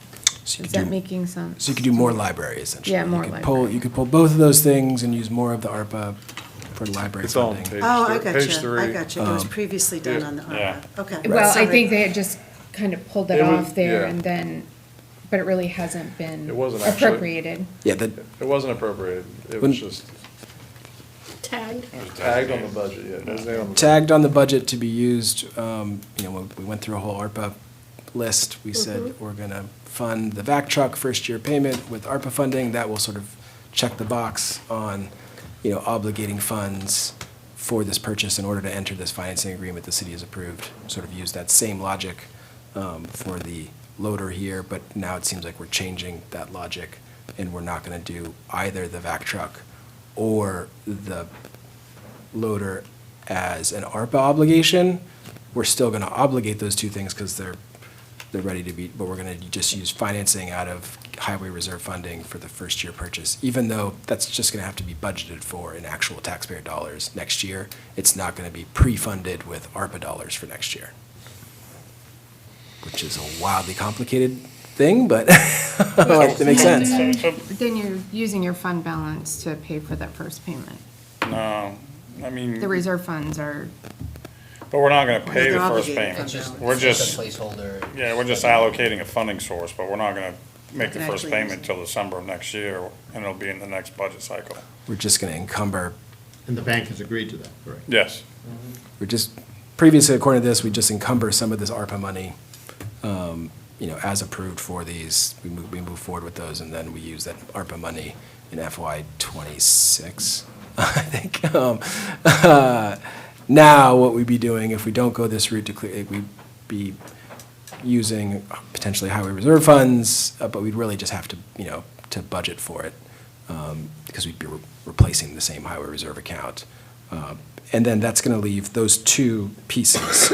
So we're looking at, what's the vac truck is 36 and 38, 74, 36 74 grand. and 74, and we're gonna reallocate it just to library maintenance, but we're gonna have to get that much quotes by the end of the year. I think, we should be able to do that. Did you say she had 150,000 or something? 250, but she had it very well done, and there was critical, and then There's phase 1, one, 2, and 3. And she had it laid out maybe you played a part in that, I don't want to. I didn't. I don't want to take any credit for it, Okay. but yeah, but she definitely had it Well all. laid out, and my first thought was, There it is right let's there. not, Oh, there there, we go. yeah, that's what I was gonna. There we go. So can I guess point of clarification, what we're doing, when the Finance Committee discussed library renovations at Friday, the conversation was, there's gonna be, a solid ask for congressionally designated spending that we thought would cover most of it. There would have to be some from the city and then a capital campaign. So the casual conversation with no decisions made at the Finance Committee was, the city would have to kick in something for the library a couple of years up. So what we're talking about now is maybe that's the city's share towards the library. But we're taking $70,000. No, if we use this, we're losing the opportunity to spend, 10 or 20% city funds and match it with 80% or 90% federal congressionally directed spending. We're going to do 100% on those things. I think we have to. So if we obligate this to the library now, that won't count for a match towards the congressionally designated spending? I don't think we can. There was a strategy for. If we set that aside now, all we have to do is encumber this for them. We don't have to spend it till the end of 2026, so why couldn't that be set aside for a The end of match? 2026 for spending? Yes. So as long as our congressionally directed spending gets approval, this could just be held as a match. Right. Create an MOU for it, the same as Mhm. we could do for the. Yeah. I hope that works. So- Or I call a special meeting when the lawyers say that's not, but I think that could work. Yeah. Yeah. So if we decide that's part of the city's match for this, and then they're gonna do a capital campaign, in order to do that, we've got this $70,000 that was gonna be ARPA funding, that's gonna be, debt service on the first round of payments for these two machines. And again, they're in enterprise, but whatever. So that's what we're talking about doing, is shifting that from what would have saved either taxpayers or the users of the system, 70,000, and putting it towards match for the library in the future. Which is something we're gonna have to do anyway. Right. What you're So saying. I needed to walk that all the way through, so it would, We may have to do, or we don't get approved for the congressionally directed spending, and that, she said, is gonna happen like March or April. but then She'll be maybe applying. we could just use it for those projects at that point. I think And then there's- say I that think that there's a- was part of the I think there's a match. good Yeah. chance we get approved, but I don't know. I think there's a good, but I guess my question is, if we don't get approved, does that money turn into a pumpkin? Or? No, we'd still have to, there's Or we still can stuff that has re-obligate to it even happen. though we didn't have like. I Well, don't know. they've got, the critical stuff is $270,000, so even after April, if we don't get it, because that $70,000 is sitting there, if that. Yeah, then You can still, they got plenty here to do. Well, I think that you apply in April, I don't know when they would. And this isn't Find aesthetics, out, this is but- ADA compliance, Oh, this yeah, is it's rugged stuff. egress, these are real It's a fire safety. fire safety. Quotes for all the critical stuff. Matt, I don't know if you're Yeah, so as sort of long. a quasi ARPA expert, but do you think we're allowed to just kind of hold it as a match and then use it for the other things? Well, my concern was that they're both federal congressionally delegated spending and ARPA, and I don't think you can use the federal to match can't use federal. You can't use other federal to match federal. That's what I was Googling, and you can't Okay. do it. Yeah, you can't use federal money to pay for federal money. You can still pick No, you it up can't. there. I think there's still plenty of projects. Yeah, we could do it, we're just gonna be paying the full freight of that and losing the ability to have it be matched. But that's fine. There's a lot of critical things. I think, there's plenty, it's a $5 million total request. Is there a specific project under the critical items that the 74 would cover or whatever? Certainly is. And you could just designate it Remember for that. talking about this. I'd just like to get back to one thing, and I love this congressional spending opportunity. However, the only thing that's for sure here tonight is the ARPA money. We don't know if that is for sure or not. The library has been neglected. The school department gets huge budget increases, the municipality. I don't use the library, but everyone in town can use it for free if they wish. And nobody's opposed to that. It's a matter of how do we leverage the money that we're using. So. But, to your point, Steve, I know we tried to leverage some of that money for the fire department and some of their critical things, like I think it was the vac system, and it ended up not coming in, so we had to expend the ARPA money to get it. Now, we haven't kicked the tires on this yet, so we are potentially, spending money that could be 8X'd, but it's near-term stuff, so, and the library has some needs now. I mean, if there's a specific project that you can allocate it to, it solves your problem. Mhm. And then the question on whether or not it can be used as match or just used as say we've already took $72,000 and started some of the repairs. Pretty sure that the federal, because we're dealing with that with the dredging, like we can't. Double dip. Double dip. Yeah, so when the feds start paying for one part of it, they can't. No, but if you pay for the specific project $74,000, then in your congressionally directed spending ask, it'll be $74,000 less. Which is losing. Yeah, you can. But you're reducing what you're paying for there, so, you'd ask for. Yeah, it could have been a $7,000 1 expense. million you're asking, but now you're only asking for 2 million. Yeah, the difference is, it could be a $7,000 expense as paid through or paid through a CDO as opposed to a $70,000 or a $60,000 expense straight out of pocket. So if we do that and we take it off here, we actually have $129,081.14 that we can approve, because we're gonna take off some of this that's already been taken out of the. Sarah's probably dancing in front of her TV right Well, and I could talk to Sarah too, that's why I kind of hate to, she was here earlier. Like, there might be something that's very, very critical that we don't want to wait 2 years to get ARPA on those pieces. I mean, that's, we want to move forward on it. So what are those projects that, we just, and if you designate X amount towards the library, I can work with Sarah pretty quickly to get their most critical, and bring those to the fore. So what I've been keeping track of what we're talking about. So we now have, we've taken 36,333 out of this FY '25 budgeted. So we now have $129,081.14 that we can allocate. So what I have here is $74,833 for the library projects, $25,000 for the locker room, $25,000 for the bucket, and $15,000 for Healthy Acadia.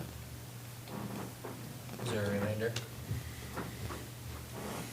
No, that actually puts us a little bit over. But But you said that was okay because, do you still have, do you think the locker room is gonna save you some money, that they're not gonna need that much of materials? Could be that, locker room, bathroom, also the library piece too, they have up to this amount, maybe it comes under budget and that's just what they have to spend, and, yeah, just have something to clear the decks on. Yeah, no, that's sufficient, that's already over. Sorry, can you do them, just because you're. It's $139,833 that you're proposing. Proposing, and then what's the? And the total amount is $129,81.14. So we have 10,000 of overage.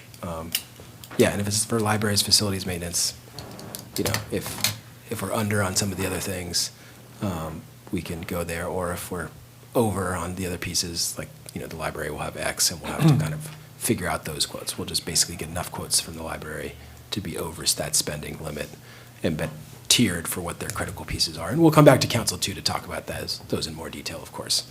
But at least we'll be able to gather quotes now and then come back in January, February, March through 2025 and expend those funds. That sounds good to me. Will you list those things again? Yeah. I have $25,000 for the locker room, $25,000 for the bucket truck, $15,000 for Healthy Acadia, and what did I say? $74,833 for the library capital projects.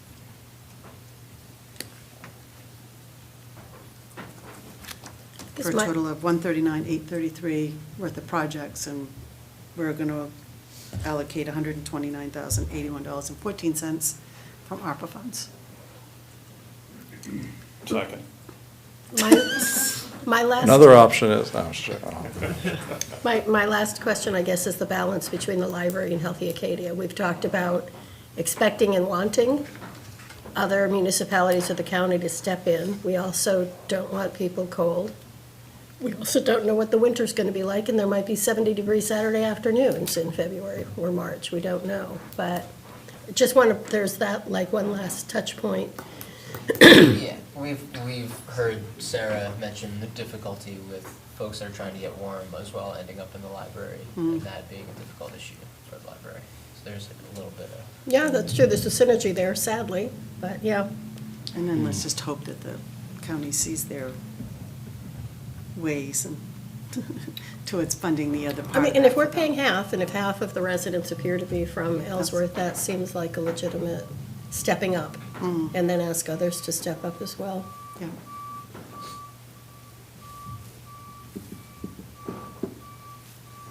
Okay. Do you have a motion? You need a motion, or is everyone, I mean? I would still push for just a couple thousand more from library to Healthy Acadia. I don't know if that 74 and change needs to remain as a chunk, or chip away at a little bit of that. No, that's how much we have towards it, so that's up to the council. Every little bit counts. Are you talking like take the $833 from the library and drop it down to Healthy Acadia? And have the library with a clean 74,000? I couldn't tell what direction you were going. Well, I was going that direction. It's just sort of impossible to come up with a number. I was gonna shoot out $2,000 in addition, transferred from library to Healthy Acadia, bringing it up to 17,000 from 15. We are officially in the nitty-gritty. This is a good stage to be at. We're down to like 2,000 out of 139,000 with what to do, so.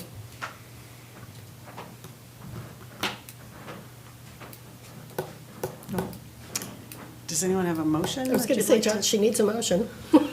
Move to allocate from the remaining ARPA funds $25,000 toward the bathroom and locker room project, $25,000 toward the purchase of a bucket truck, $17,000 toward the Healthy Acadia Warming Center budget, and the remaining amount, the balance, $72,833. as spoken, toward the library project Renovation fund.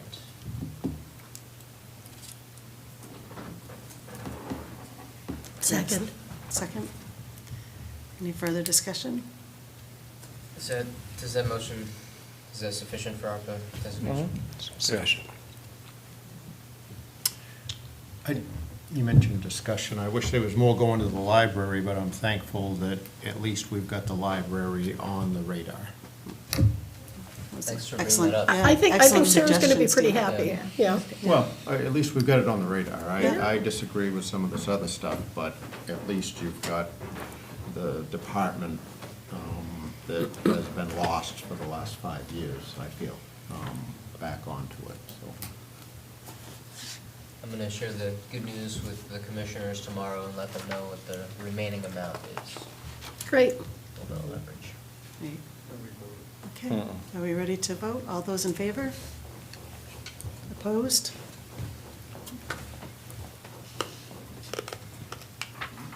Motion passes. I am sorry, I have got to take a 5-minute break. Yeah, Do me you too. mind? Thank you. I knew it.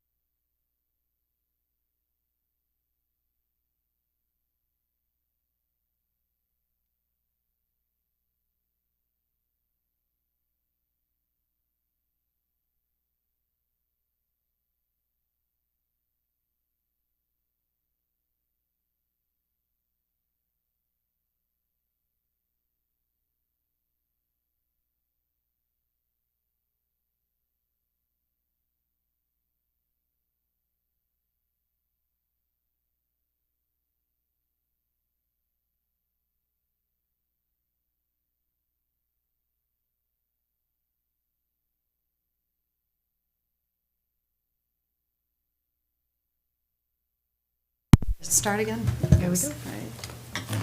All right, we'll bring the meeting back to order. Item 18, Council Order Number 122407, discussion and action on the request of the facilities manager to allow the city manager to enter into contract to complete medium and high priority maintenance items for the North Ellsworth Communication Tower. Evening, councilors. Jim McLean, Facilities Manager. I guess you have in front of you a suggested motion, background information, and a copy of the inspection of the North Ellsworth radio tower that was completed several years ago. I did a lot of digging. I was asked to try to get this ball rolling on this tower issue. Both fire department and the police department last year, and it's taken a little bit to get there, but so I did finally able to track down two companies that are listed on the motion, or not on the motion, but on the memo. I'm not going to say Oxford, because Nate took me out on that one. Sorry, Charlie. I'll do the double space. Structural Components was the parent company that did the inspection. It was actually, I think they farmed it out, as I understand it, to this company named Tilson. I had no luck finding another company other than Structural Components that did tower maintenance. I contacted Brown's Communication. They referred me to NDC Communications. And so those are the two companies that you have bids for based on the medium and high, excuse me, medium and high critical items that were noted on that inspection.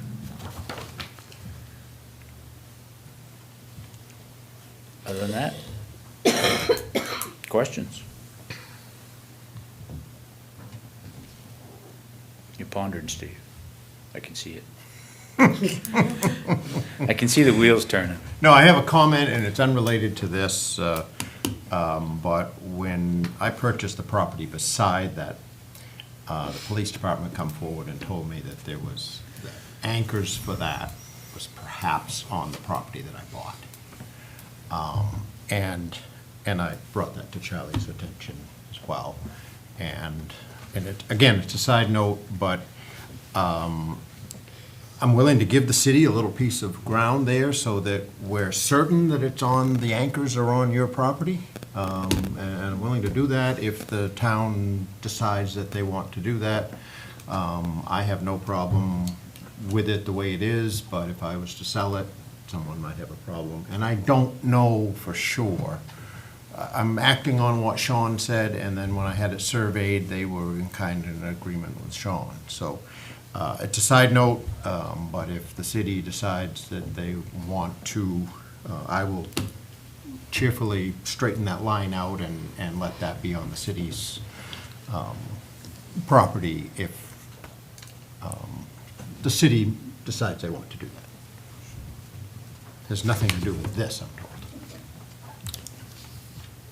And just a note on, because there's been a lot of loose talk about the Oxford comma and the double space, but we. I love the Oxford comma. Me too. For You the know, record. And I'm also a double spacer. Yeah. It's Same. a good thing.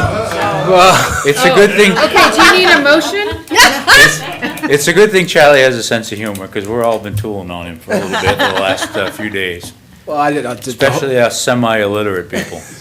The whole team, we've just been trying to standardize, you probably noticed with the memos, standardize kind of processes, formats, so some of these conversations, like, do you use this or not? How do we, so we are going to go with the Oxford comma, and we're 1,000% single spacing. I will send any of you double spacers. That's how you know that that's the end of the sentence. No, Exactly. it's, I'll send you a great article. I used to be a double Finger spacer that just as does well. There's no manuals that are legitimate in this country that say double space after I a think the period. therapist from the police department could help you with that. There's an article from, and for our listeners, they should know this. Google, there's a Slate magazine article about why you should never, ever, ever, ever double space, and it explains in detail why. Or use ever more than once, but okay. Is that true? I think if your typing fingers have done it for more than 50 years, you're exempt. You are, because it's the only way. Okay. I just automatically do it. And if you double space on your phone, it automatically puts the period on for you. So someone at Apple knows what's going on. But puts a single space after the period. Okay. So let's fix End this of town. the day, Charlie's the boss, so I guess Is we're there any single space. questions, Tammy? I didn't know if you needed a motion. I'll take a motion, please. All right, move to approve the request of the facilities manager to allow the city manager to enter into a contract with NDC Communications as low bidder in the amount of $18,283.75 to complete medium and high priority maintenance item listed in the inspection report completed by Structural Components Company to be funded from ARPA funds that previously identified. Sorry, I didn't put that ARPA in funds. the suggested motion, but that was designated earlier, prior to this whole. Through the budget process. Through the budget Yeah. process, yeah. So- And does not take away from anything that we just approved. I was just Correct. gonna say, wait, what? Second.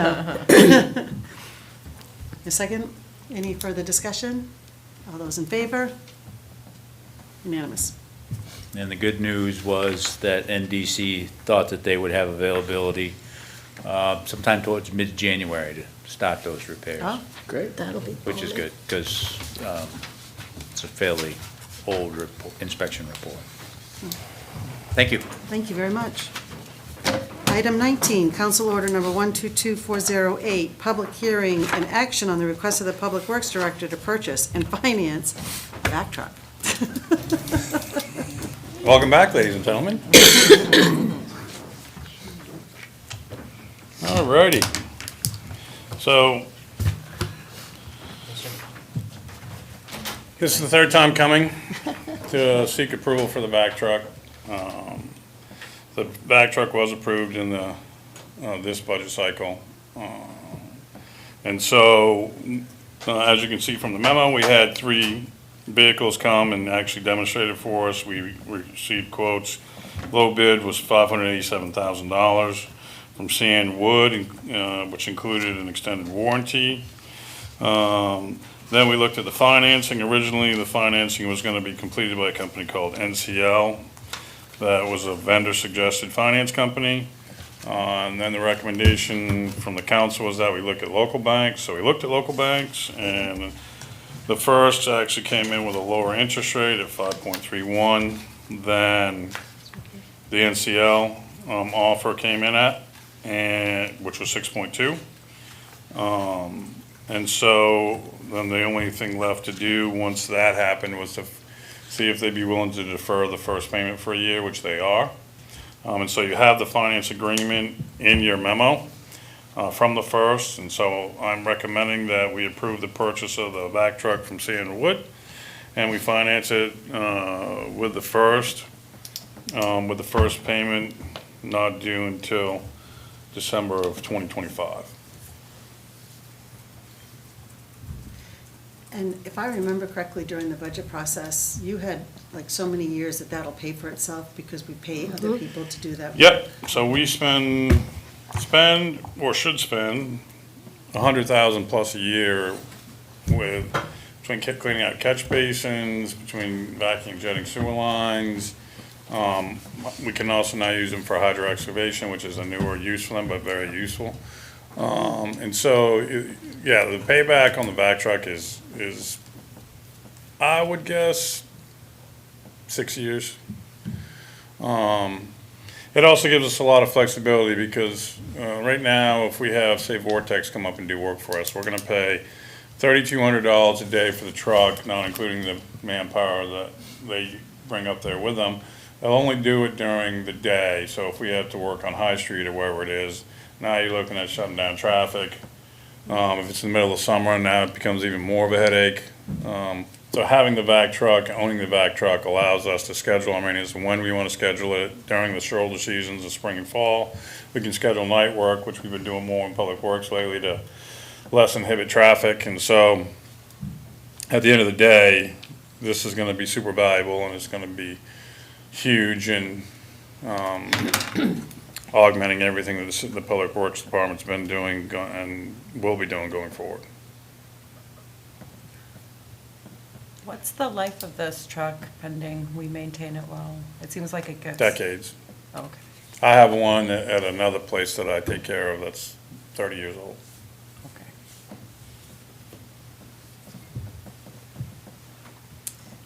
Any other questions? Councilor Howard? I think you may have answered this already, but in your notes, you said currently the city spends over $100,000 annually to complete this maintenance. And then Yep. you just said that, in your comment, you said that they should spend. Yeah, so there's stuff that we do, Let which me is finish. over Let me finish. 100,000. So, I've sat on the finance committee for a while, and who are the vendors that we would have been paying? What's the vendor name? Vortex Okay, so, is one of them. okay, so my question is, and maybe you've corrected it, maybe what you wrote and what you said should have been different, but I don't believe for one second the city spent $100,000 a year on back truck services. Now, maybe by you just saying that they should have, that may be different, but is that a true statement, that we're paying, I don't think that can be true, that Well, we're paying $100,000 a year. Yeah, so for me, just to have Vortex come up and back and jet a third of the system was $40,000+. And then we ended up having them come up and do all the investigation, which actually ended up being paid for out of another pot of money, but it was $82,000 we just spent with them to come up and do the stormwater investigations and inventory our stormwater pipes. But was that vac truck services? Yes. Or was that engineering services? No, we paid for it out of the money, the state DEP money.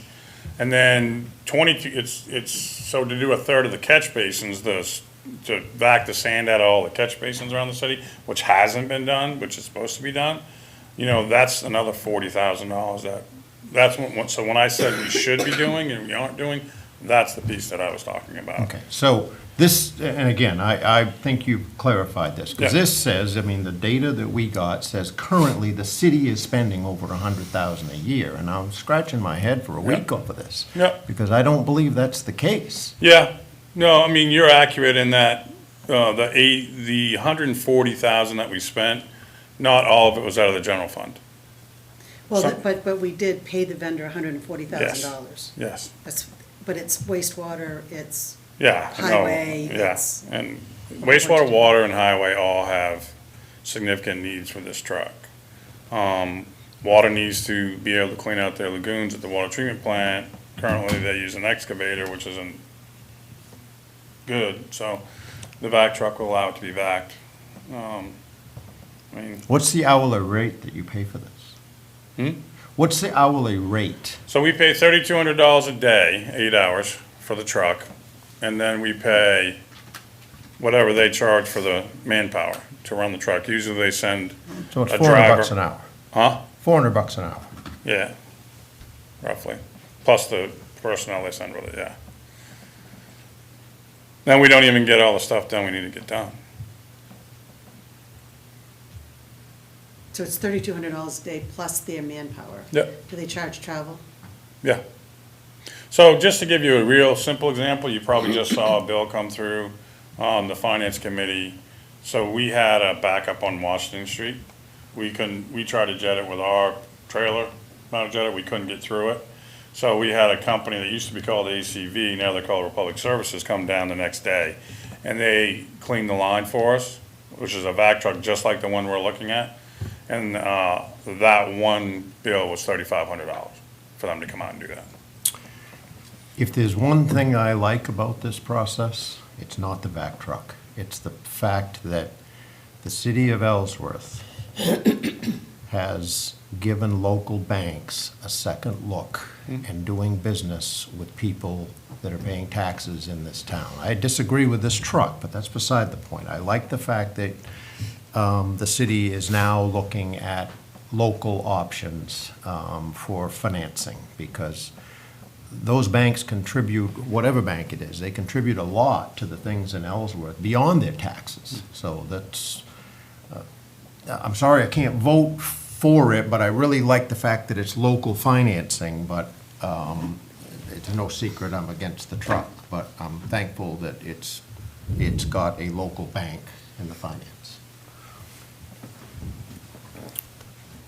And just for Vortex alone, it was 47,850 over the last year. I know that's, this, we had a technology transfer over last year, hence why we don't, and I think, my apologies on this, I'll try to better fact check some numbers like this. I think when we were talking last year, as we were reconciling, as we were getting these accounts, that was kind of the conversations that. Yeah, I mean, when I did the PowerPoint, typically, we I spend over brought up a 100,000 lot of on this that. type of thing.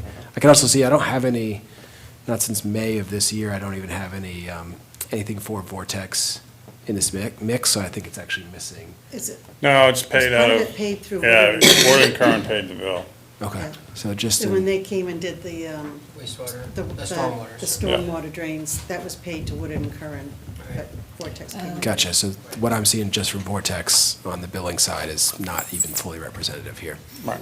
Mike, we spent $8,000 on Dean Street this spring with that. No, I mean, Yeah. the numbers are there.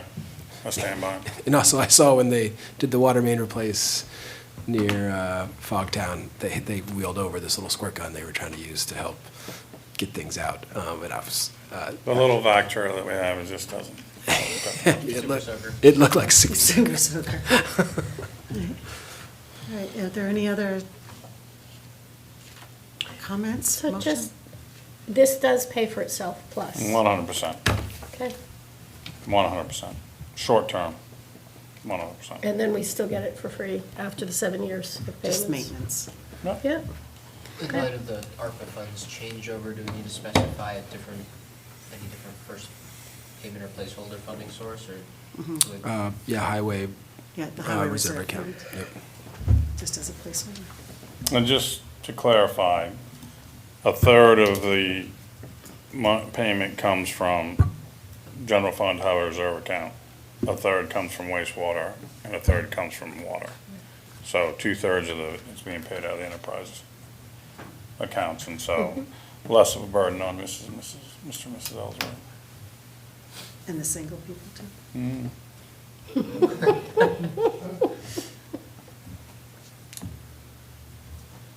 Move to approve the Public Works Director's request. The City Council approved the purchase of the combination jetter vac truck from CN Wood for $587,700, financed by the First National Bank over a term of 7 years, with costs shared equally among the wastewater, water, and highway departments through their respective budgets, not to be paid until 2025. Yep. With placeholder Highway equipment, highway reserve account. highway equipment reserve. Highway equipment reserve account. Have a second? Second. Tammy's thinking. Discussion?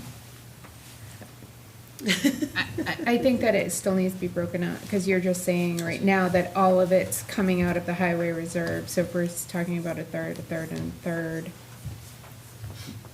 unless I'm misunderstanding. Yeah, so it was a third budgeted- needs to come from wastewater reserve, a third needs to come from the highway reserve, and I don't think the water has a reserve, so it'd have to come out of the water budget. So, yeah, so what I would point out is it's budgeted, it was approved in the budget for both water and wastewater. Oh, okay. So it's in the budget. Or is it just the highway department's third needs to Yes. be? Okay. Yes.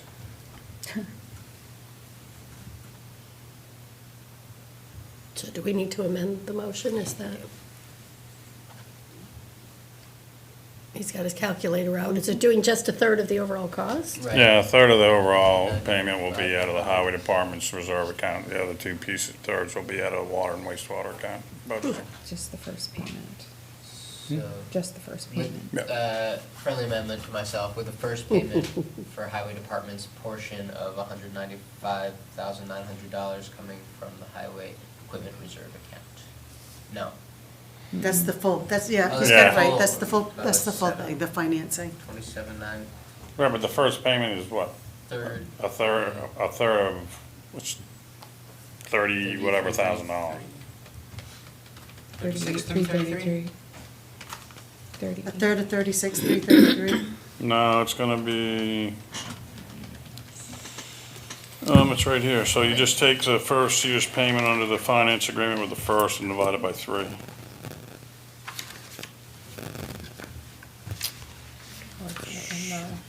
So it'd be, So 12/111. 12/111, yep, right? No, that's a 36. third of a third. the first payment would be $101,641.45 divided by 3. So, yeah, so. 36, Yes. right? 36,333. Yeah. So what, because it actually ended up coming in under what the original budget amount was. So the payments are actually less. I think if you put the first payment from the highway portions. Without a number. Responsibility without a number, and just say to be. As determined. Yeah, as determined. Yeah, this is gonna. To be secured by, to be secured by the highway, The equipment highway reserve fund. equipment reserve fund, yeah, we're gonna pay with this There you with go. taxpayer funds next year. I think you said it right the first time. Yeah. I'm pretty sure your motion the It's first time. 33,880. Because it's just a third. Can we ask the motion? Did you get enough of those friendly amendments Asking to what you've create got for a motion. a motion, Ebony? Which, do you have heard the emotion, or do you, no, you know, you listen to it, don't you? I end up fixing it, but I have most of it here. here. With highway department's 1/3 portion to come from the Secured highway from. equipment, secured from the highway equipment reserve account. There you go. Come on. Do we still have a second? I think I seconded, so I agreed to the friendly amendment to John's own motion. Any additional discussion? Please no. I'll just keep my mouth shut. It's late. Yeah, okay, all those in favor? Opposed? Motion passes. And thus comes the end of a 10-year odyssey. All right, so this is almost the same thing. Whoops. Yeah, this is almost, I was just gonna say, but I don't know if we could have a motion to bring up the court just for these gentlemen that are here, but if you wanna get through this, to bring the courthouse piece up, it was my mistake, I should have had this earlier on for the public that's here. If the council is willing, it's fine with me.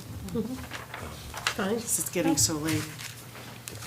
So, the next one, here you go. Hold on just a second, though, let me read it. So we'll go 23, is that everyone okay with that? Yeah. Okay. Is that okay with you guys? Okay. Council, we'll skip to agenda item 23, council order number 122412, update on the alternative courthouse location project. And if you would just let him explain his update, and then you can speak. Sure, I will, I have a pretty extensive memo on this in the packet, so I won't belabor this too much, but as mentioned earlier, we're facing some pretty critical, large, projects for the city of Ellsworth that I think, could be transformative. A $55 million courthouse here, but also the $14.2 million Beals project that in some ways could be jeopardized one way or the other by the decisions of this council, or move forward one way or the other. It's a very difficult decision, and there's kind of pros and cons, I think, for, all options. I wish oftentimes that I could find that. There's been some times where we've been able to do that. Hey, it's win, win, win, win, win. This one, I think, I'll outline some of the progress made and next steps that I wanted to update you and the community on, so we can have the information that this council needs by early January to either move forward with the alternative location at the Wardwell property with caveats, but also or to allow the state to move forward, or to not vote for a moratorium on courthouses, which to prevent the state from building on Surrey, so to allow that piece to move forward, or a third option on attempting to sort of the punt. I know for a lot of folks that's not an ideal piece, but also it should be in the options mix. Just a little summary of work to date. We've done 3 community and council workshops on this, starting in July, following a lot of community pushback to the Surrey Road location, which was at the courthouse workshop, where we kind of heard from the community and then heard from councilors that while the state can build on the Surrey Road, according to our attorney and our planner, and from what I've reviewed as well. But should they build there, I think that there's kind of the unanimous verdict of councilors that they'd like to see some alternative locations explored, that there could be a better place for this critically important courthouse to go. So the workshop 2, we issued a request for information, received 12 submissions, or sort of soft submissions, just from others that you should look at this property, even though they didn't submit it itself, and brought that before the council and community for a discussion of each piece, and it was the general opinion of council and community that the Wardwell property was potentially the preferred option for further review. Went back to the state judiciary during that time frame between the workshop 2 and workshop 3 to see if they would have also believed that the Wardwell property was something they would consider, and further investigation of the property itself, with looking into, could we build off Long Lane that goes in there? But it's not an lighted access, and the state would really need a lighted road access and what that would entail. So doing initial feasibility into those pieces, and a lot of ongoing negotiations with the 3 property owners, the Wardwells, who were amenable to potentially doing a 17.9 acre land swap for the 17.9 acres that the state has purchased on the Surrey Road. The amenability of the 2 other abutting property owners who a potential road would need to go through for their 2 properties, and one of which who currently has no road access, whose value would be substantially increased, a very low easement purchase, and the other one they're amenable to an easement purchase for the cost of what that road would be assessed value by our assessor. A lot of the benefits of the Wardwell site is it meets a lot of the technical requirements, south-facing views, the full space, central urban core location. We just heard about the importance in those comp plans and in the housing study of increasing density housing and density growth in this area. In the urban core, oftentimes courthouses have been known to spur additional economic growth in those types of regions, and this, I think, is probably a preferable spurring of economic growth as opposed to the Surrey site. Preservation of a special place as opposed to potential housing developments and whatnot in this area. A single courthouse site that could have some public access to the Cardbrook area for trail network access, increased land value and development potential. As we discussed previously at a workshop with Larry, I think there's one parcel that's 6 acres, goes from $40,000 in value as of currently, getting that amount of taxes, to potentially an immediate valuation of around $800,000 if a road were to be built through there. If a similar project to the one that just was denied from the Zoning Board of Appeals that we just discussed, a $14.2 million housing development, which is a stone's throw away from this location, was to be built there. That's $100,000 a year in additional tax revenue growth. Traffic and emergency access improvements, we all know for the in some ways what they just the line of sight issue they were given an exemption on for the Beals Avenue extension. That Beals Avenue as a cut through is pretty heavily utilized, but is a neighborhood and is not ideal in that area.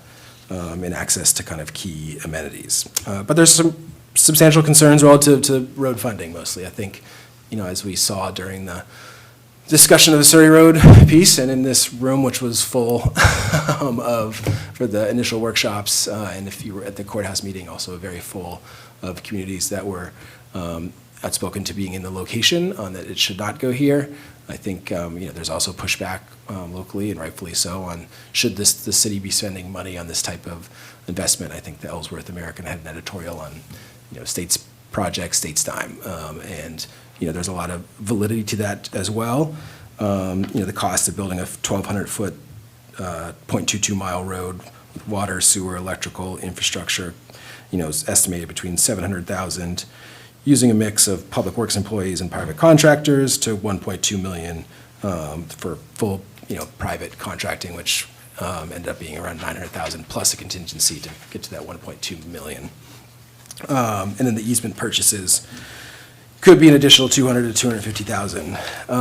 There's some cost mitigation avenues to pursue here. The one the state has, while they don't want to spend above what they would have had to at the Surrey Road, where they can build, which already has road access and some of these features.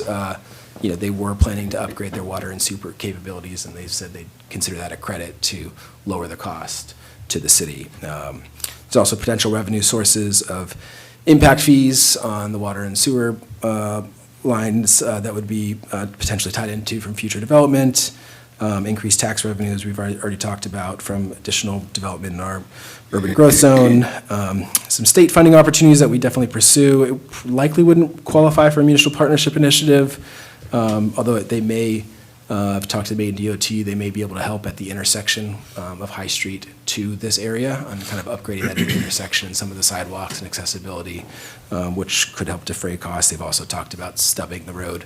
Well, they're going to be redoing that now anyways.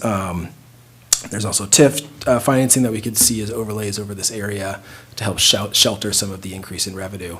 And then, many of the things that we've already discussed on strategy 1 for reducing development costs, and that in the comp plan. In the housing study. So, and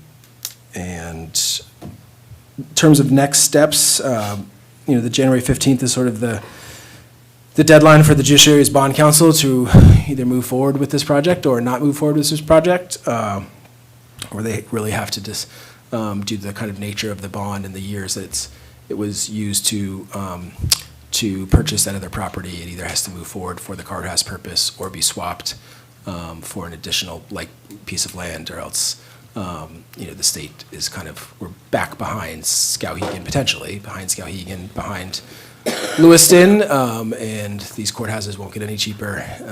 There won't necessarily be any additional land opening up for the placement of this. So those are all considerations.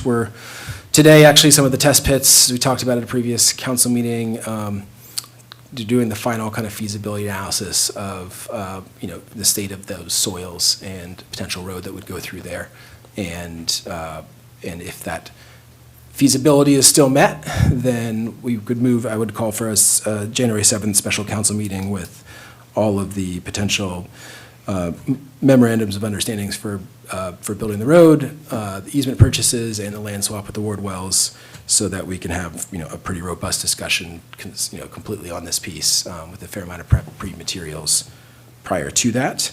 And then if the city council decided to move forward, it would be up to the bond council to move forward after that. If the city decided not to move forward, there's also just the question of what is the will of the council here? Are they amenable to not putting additional roadblocks to the state to move forward with the Surrey Road property? Are they, or the converse of that? They don't want to do you not want to do the ward wells? You don't want to do the Surrey Road, but you'd like to consider something else. And that's a piece that's a little more unknown. That's a much longer time frame in the courthouse and a $55 million investment in the city with all of its implications. Becomes a much more difficult reality for Ellsworth. So that's where we're at in the process. I wish as I said before, had this is a win-win-win. Rose pays for itself in 6 years like a vac truck, and these other pieces. But I do want to leave some time open for you all to ask additional questions, and also for our community members too, which is why I asked for it to move forward. So. I'm going to start with the community, since they've sat here for almost 4 hours. My name's Robert Grant Sr., and thank you all for being here, I want to say. Taxpayer of Ellsworth, my family has paid taxes in Ellsworth for over 100 years. I'm against this project completely, not knowing the facts.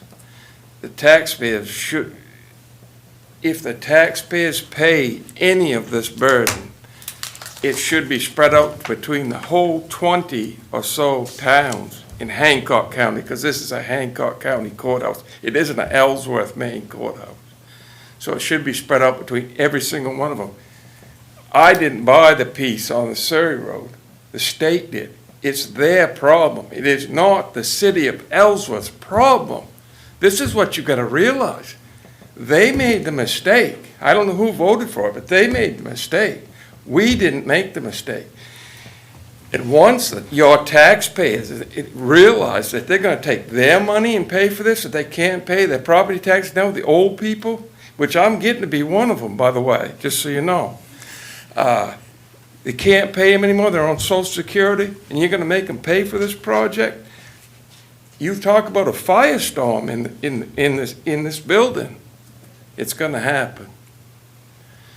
So, that's just one thing. How did we get on the hook for the road and the infrastructure and building this new road that you're thinking about? That's ludicrous. The road out through that property, that's insane. How did we where did that even come from? And I want to see Larry's figures, and I want to make sure they get assessed $100,000 an acre for that land all the way up through there. And I want to see it paid. Because I don't believe it ever will be, and you don't. Do you have any, can you tell me back anything? Sure. How much money is Ellsworth going to have to pay? That's what I want to know right here, right now, today. So as mentioned in this memo, the road cost has a variance between 700,000 using mostly public and a mix of private. Can I stop you right there? I have deep respect for the highway department. As many of you know, my brother was there. We shouldn't be involved in that. The city of Ellsworth, what if he gave you a price? Yes. Who's holding Mike to that price? Nobody. It could come in for $1 million or $2 million, and you still got to pay it. If you have a contract and a bond from a private contractor, they're going to pay. They're going to have to build that road for what they said. And this is crazy. As mentioned here in this as well, we also did work out with our surveyor and an engineer that's worked with the city on a bunch of these types of projects, and his initial estimates for fully private contracting would be around $900,000, and then adding the contingency would be about $1.2 million. Again, and then that's obviously is also expressed here as well on some of the credits from the state back to the city, some of the increased and sir, on the property tax valuation increases that you just mentioned, absolutely. As these roads get built, and as we discussed here with adding, in addition to making it easier for developers to develop in our growth zone, but adding water, And sewer. they should pay for it themselves, just like I did. I put my money up and did it. Yeah, and I thank our lucky stars for developers like you, sir. I know I drove around. And there's no place for tax-based money in it, no place. I drove around that some of the properties that you developed up in I think the earlier 2000s on what's the name of that? Maddox. Some of the prettiest housing areas you could possibly imagine, and a mix of like the fanciest homes I've seen to very middle class homes. And the city did not put the road in. And I wish that we had that 14.2 that's on the mix. We need 6 more of those. We need 10 more. We of those. do. But In order not to meet from our housing tax- needs. Not from my money. I'm not willing to put my money up for, and nobody else is in the city of Ellsworth. Ask. All you gotta do is go out and walk up and down the street and ask the question. They'll say, no, absolutely no. And getting back to the city, building the road, all right, so it snows, so for 3 days, they're not gonna be, when are they gonna build? In the summer, the winter? They're gonna be vacuuming holes, and they're gonna be plowing snow. When are they gonna build this road? You're gonna hire more people, more trucks, more excavators? Do you have a gravel screen in the city of Ellsworth? I can bring up Bring Mike him in and back. Mike, I'm welcoming you. And you know how I feel. I have all the respect in the world for you guys. You know that. No, I know I didn't that. get the right answer. Me and Brian got along well. I mean, me and Myron got along I didn't get pretty the well. right answer. So let's just be super clear here. What we're talking about is a preliminary budgetary figure on what we're going to do with this road, right? But the question as to whether or not we are capable of building it, we are capable of building it.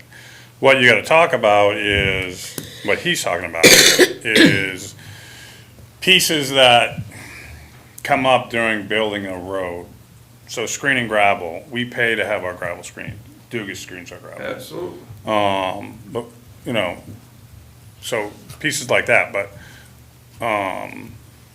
as far as expertise, machinery, materials, we have our own pit. We have our own materials to contribute.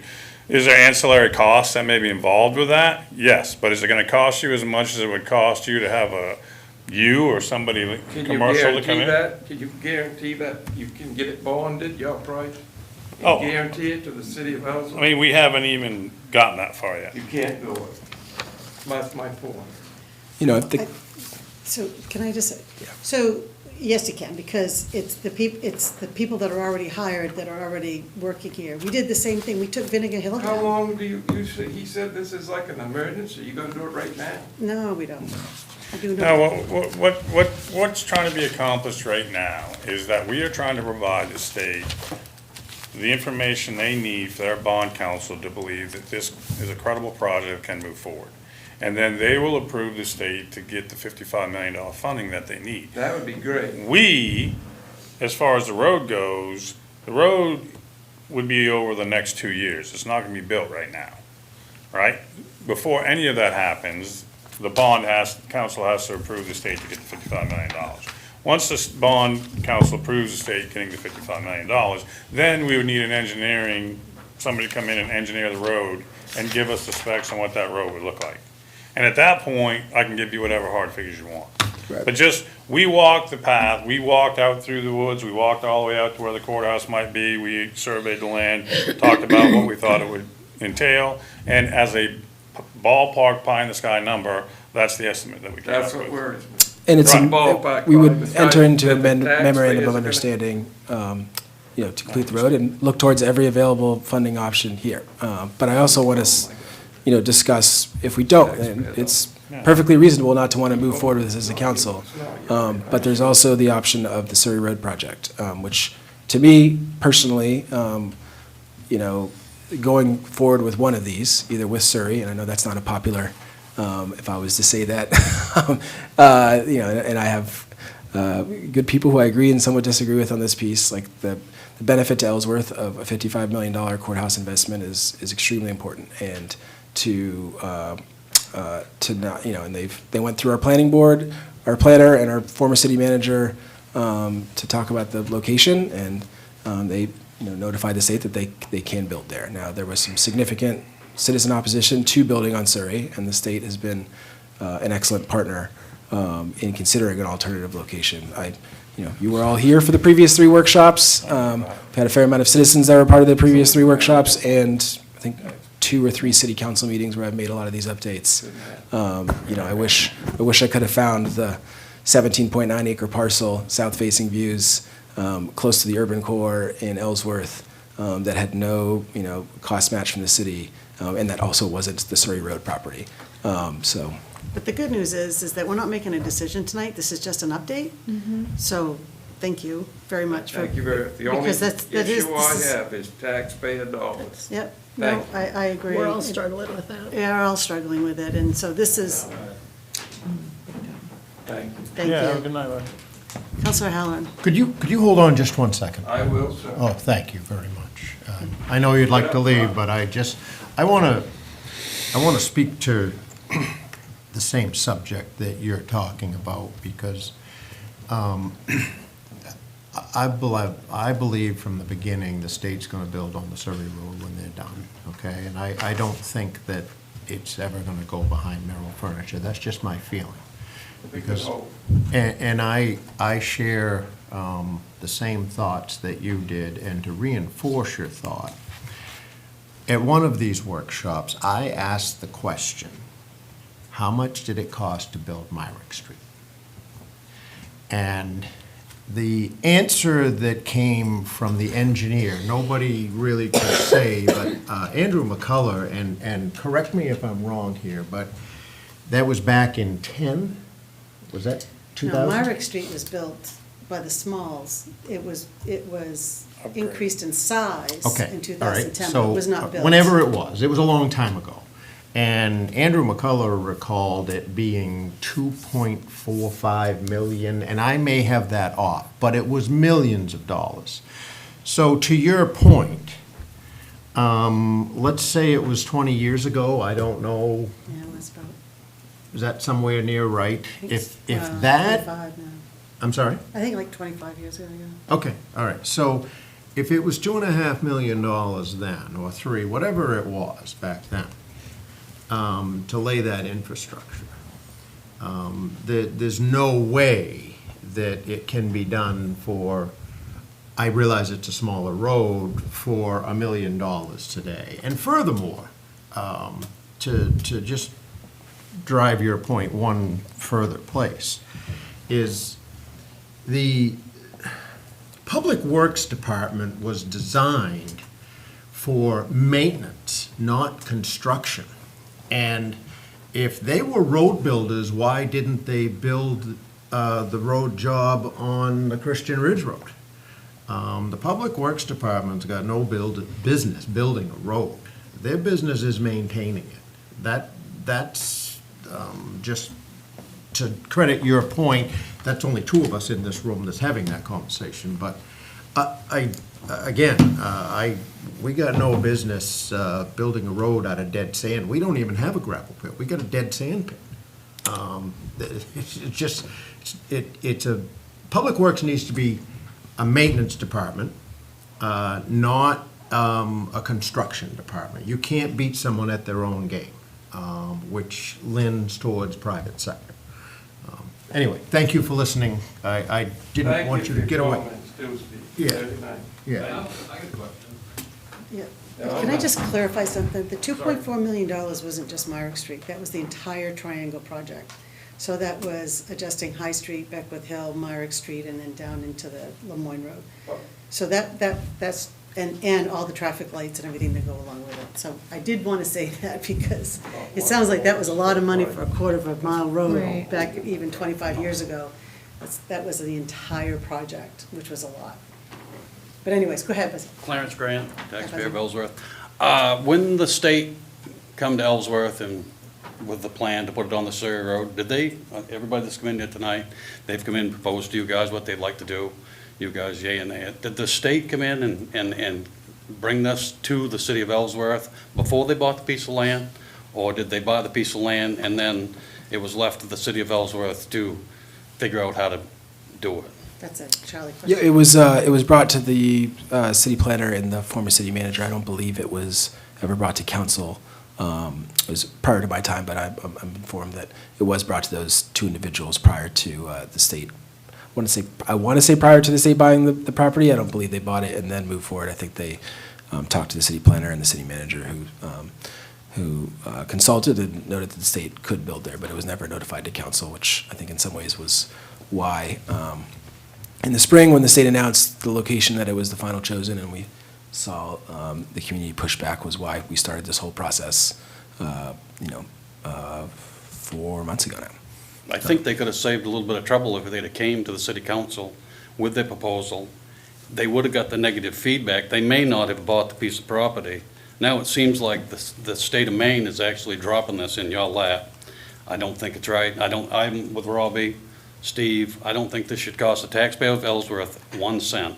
It doesn't benefit us. It does. Okay, we got the courthouse in Ellsworth. We have to. I get that. But does it benefit us at all financially? I mean, The valuation on the properties ought to go up, so you get an increase in the tax base. on the small community that's around them. I mean, Right, that's a and then small. it opens up the land for more development in the future. I don't think that's up to the city of Taxpayers Ellsworth. expect. That's right, that's not up to the taxpayers to pay that, to increase property value. I think I personally don't care. Yeah, But just the that's just my opinion. Just the taxpayer investment on that Myrick Street. I had Larry pull out some of the figures for Walmart. It's $340,000 a year in taxes that we receive. WS is around $595,000 a year in taxes. Probably paid for that road 3-4 times over now. How much the courthouse gonna pay? I was gonna say, what the courthouse gonna pay? So the courthouse is not, it's not a taxpayer, all right? So I have already mentioned the definable increase in value assets, which is $40,000 piece of property. Private landowner, that's what you're into. $40,000 piece of property would upgrade to an $800,000 piece of property. And as was shown in the housing task force, just this type of thing, making it easier for developers to develop in our growth zones is going to be pretty key. If we're going to build housing, the next generation of residents in Ellsworth, the development you had is incredible. It was, Yeah, and I'd like you to, I'm here tonight to propose that you build me a new one with taxpayer dollars. I'd like to start that, put it in the works for me, and we'll see how it goes. I can't believe we're the only two standing here, to be honest with you. All right, so. Thanks for staying. Thank you for staying. We're going to move on because it is 10 o'clock, people. Yep. And, item number 20, Council Order 122-409, public hearing and action on the request of the Public Works Director to purchase and finance a loader. Purchase and finance a loader. Okay, so as been previously mentioned, this is the third meeting for this particular item as well. It was originally in the budget, then we were gonna ban it, we didn't. We did put it out to an RFP and receive bids, which we discussed in previous meetings. The low bid, we disqualified because it didn't meet all the bid specs, and there were some critical errors with that. So we recommended the John Deere loader for $217,550. This also would look at being financed by the first at the same interest rate, and would also have the deferred first payment coming till next year. The loader, as I've already described, is critical to winter operations and with our ability to move snow and move salt and sand. And then in the summertime, it gets used as well for moving material.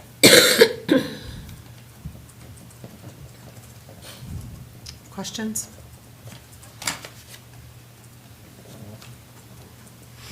Go ahead, Steve. It's not a question, it's a comment. Okay. Two things.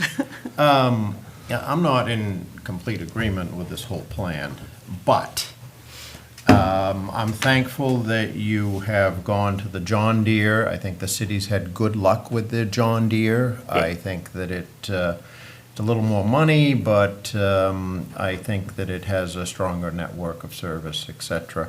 Yep. I'm thankful that you're financing it with a local bank and getting out of this other finance thing. I think that's important. Again, the local banks support a lot of communities in this town. So I'm in favor of this purchase. I like how it's laid out. That's all I've got to say. Want to make a motion? No. Please, it's a public hearing. Oh, shoot, there's no one left, but this is a public hearing. I'll open the public hearing. Comments? Questions? Public hearing is closed. Sarah? I should also note on this one, I did double check, the highway equipment reserve was at 44,000, so this should come from the capital equipment reserve account. We also have a separate, for the designation of funding. I know this is going to be not necessarily out of those funds anyways, because we're going to go through a tax cycle, but I want to make sure we're clear there. You ready? Is the word held from the account? Secured. Secured. Capital equipment Move to reserve. approve the request of the Public Works Director to purchase a new loader from United CNF for $217,550, financed by the First National Bank for a term of 7 years. The first payment deferred until the fall of 2025, until then secured from the Capital Equipment Reserve account. Ta-da, that was good. I think, isn't it, Tammy?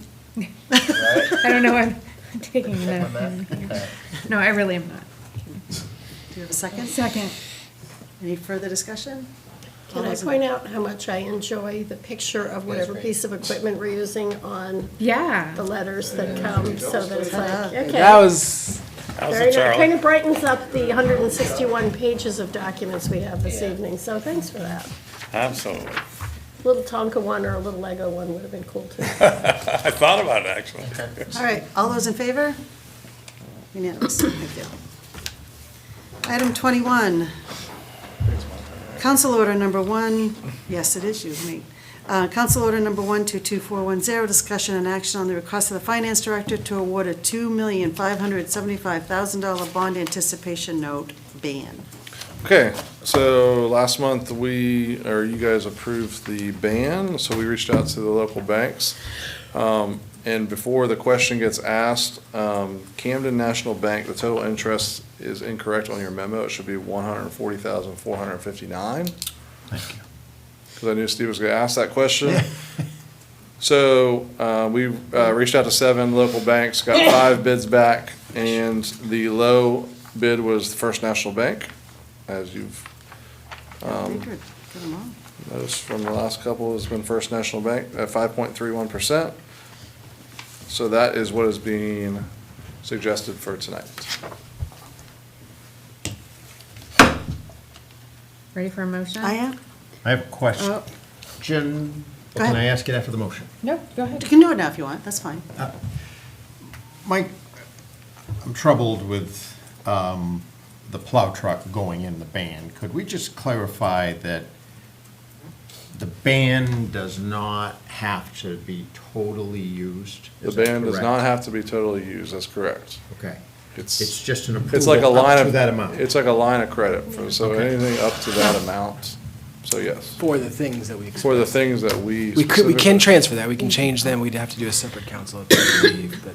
And when we approve the final loan, we'll then talk about, I'll have the actual. no, not the actual number, but the other point that I want to piggyback on, Steve, is we're not going to finance the full. Oh, yes. The full years, that part of the truck is going to be done, whatever's left, Mhm. 5 years or something like that. But we'll do that at the financing, right? Yep, Okay. that's correct. And can we seek other financing? And I know I'm ahead of myself here, but, and I know,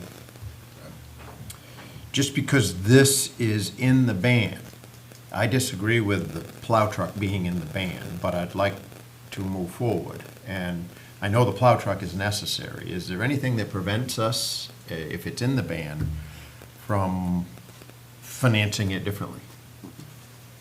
No, you can do whatever you want. I doubt that. Well, you can, Anyways, I got us ahead, but I just wanted to, Yeah, before we approve the ban and the dollar amount. Right. I just wanted to make sure. But yeah, it's allocated for the ban, but it doesn't have to be used in the ban. Thank you. But well, I don't know if we have a financing option on the table today, except for the ban. Is that correct, Right. Mike? Right. Yeah, no, So- that's what I was just gonna say, like, the truck is being held for us. They Well, already told us we could come pick it let's up. do that. I'm sorry, I Yep. got us ahead just Yep, yep, because I yep. wanted to, with the dollar Yep, amount. yep. But if we can finance the truck however we want after the fact. But as far as the ban is concerned. Yes. Yep. That's just this. That's what Right. this.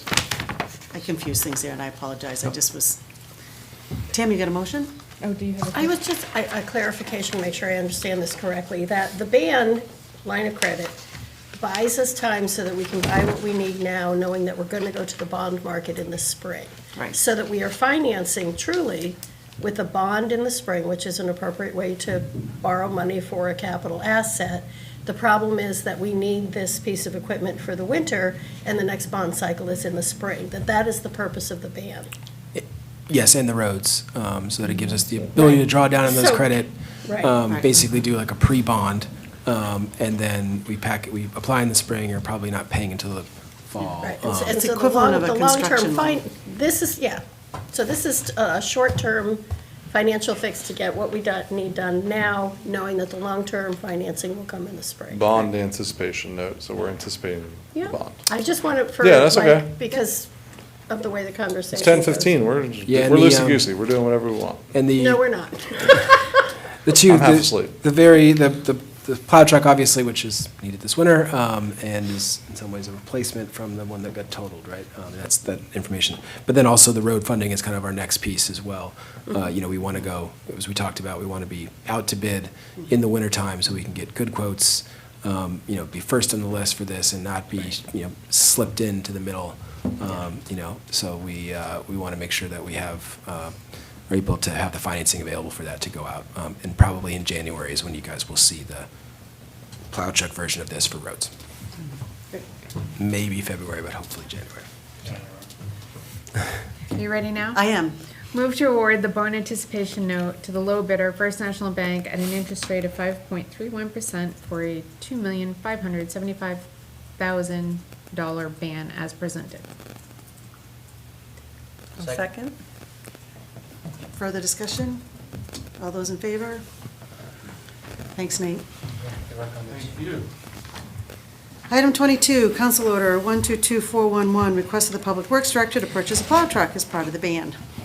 Yes, so short and sweet, we totaled a plow truck last year. We were already looking at banning a plow truck, but we were under the impression we wouldn't get it for a year. However, one became available immediately.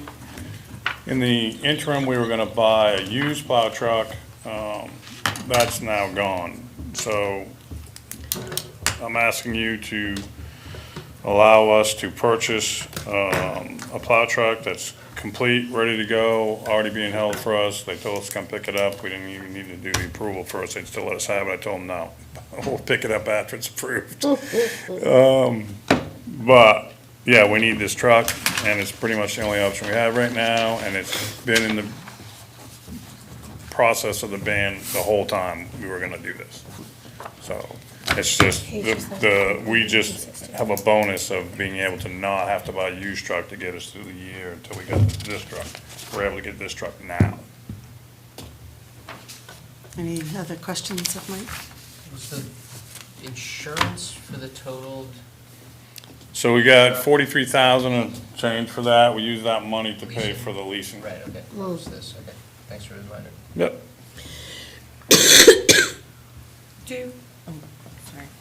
Do plow trucks get used just as dump trucks during the regular year? Yes. Okay. Yep. I went and looked at the existing trucks, and if there was ever a need, there's a need. I disagree with this. I hope we can finance this differently, because I don't like cloudy financing. I like to have the asset and the liability in clear cover of each other. I don't like this mixing of everything. But if there was ever a need, there's a need here. Thank you. Do we have a motion? Motion to approve the allocation of $256,000 from the recently approved bond anticipation note for the purchase of a replacement plow truck from Daigle and Houghton, and to authorize the city manager to execute the necessary agreements. Second. Further discussion? All those in favor? Unanimous. Item 24, adjournment. So moved.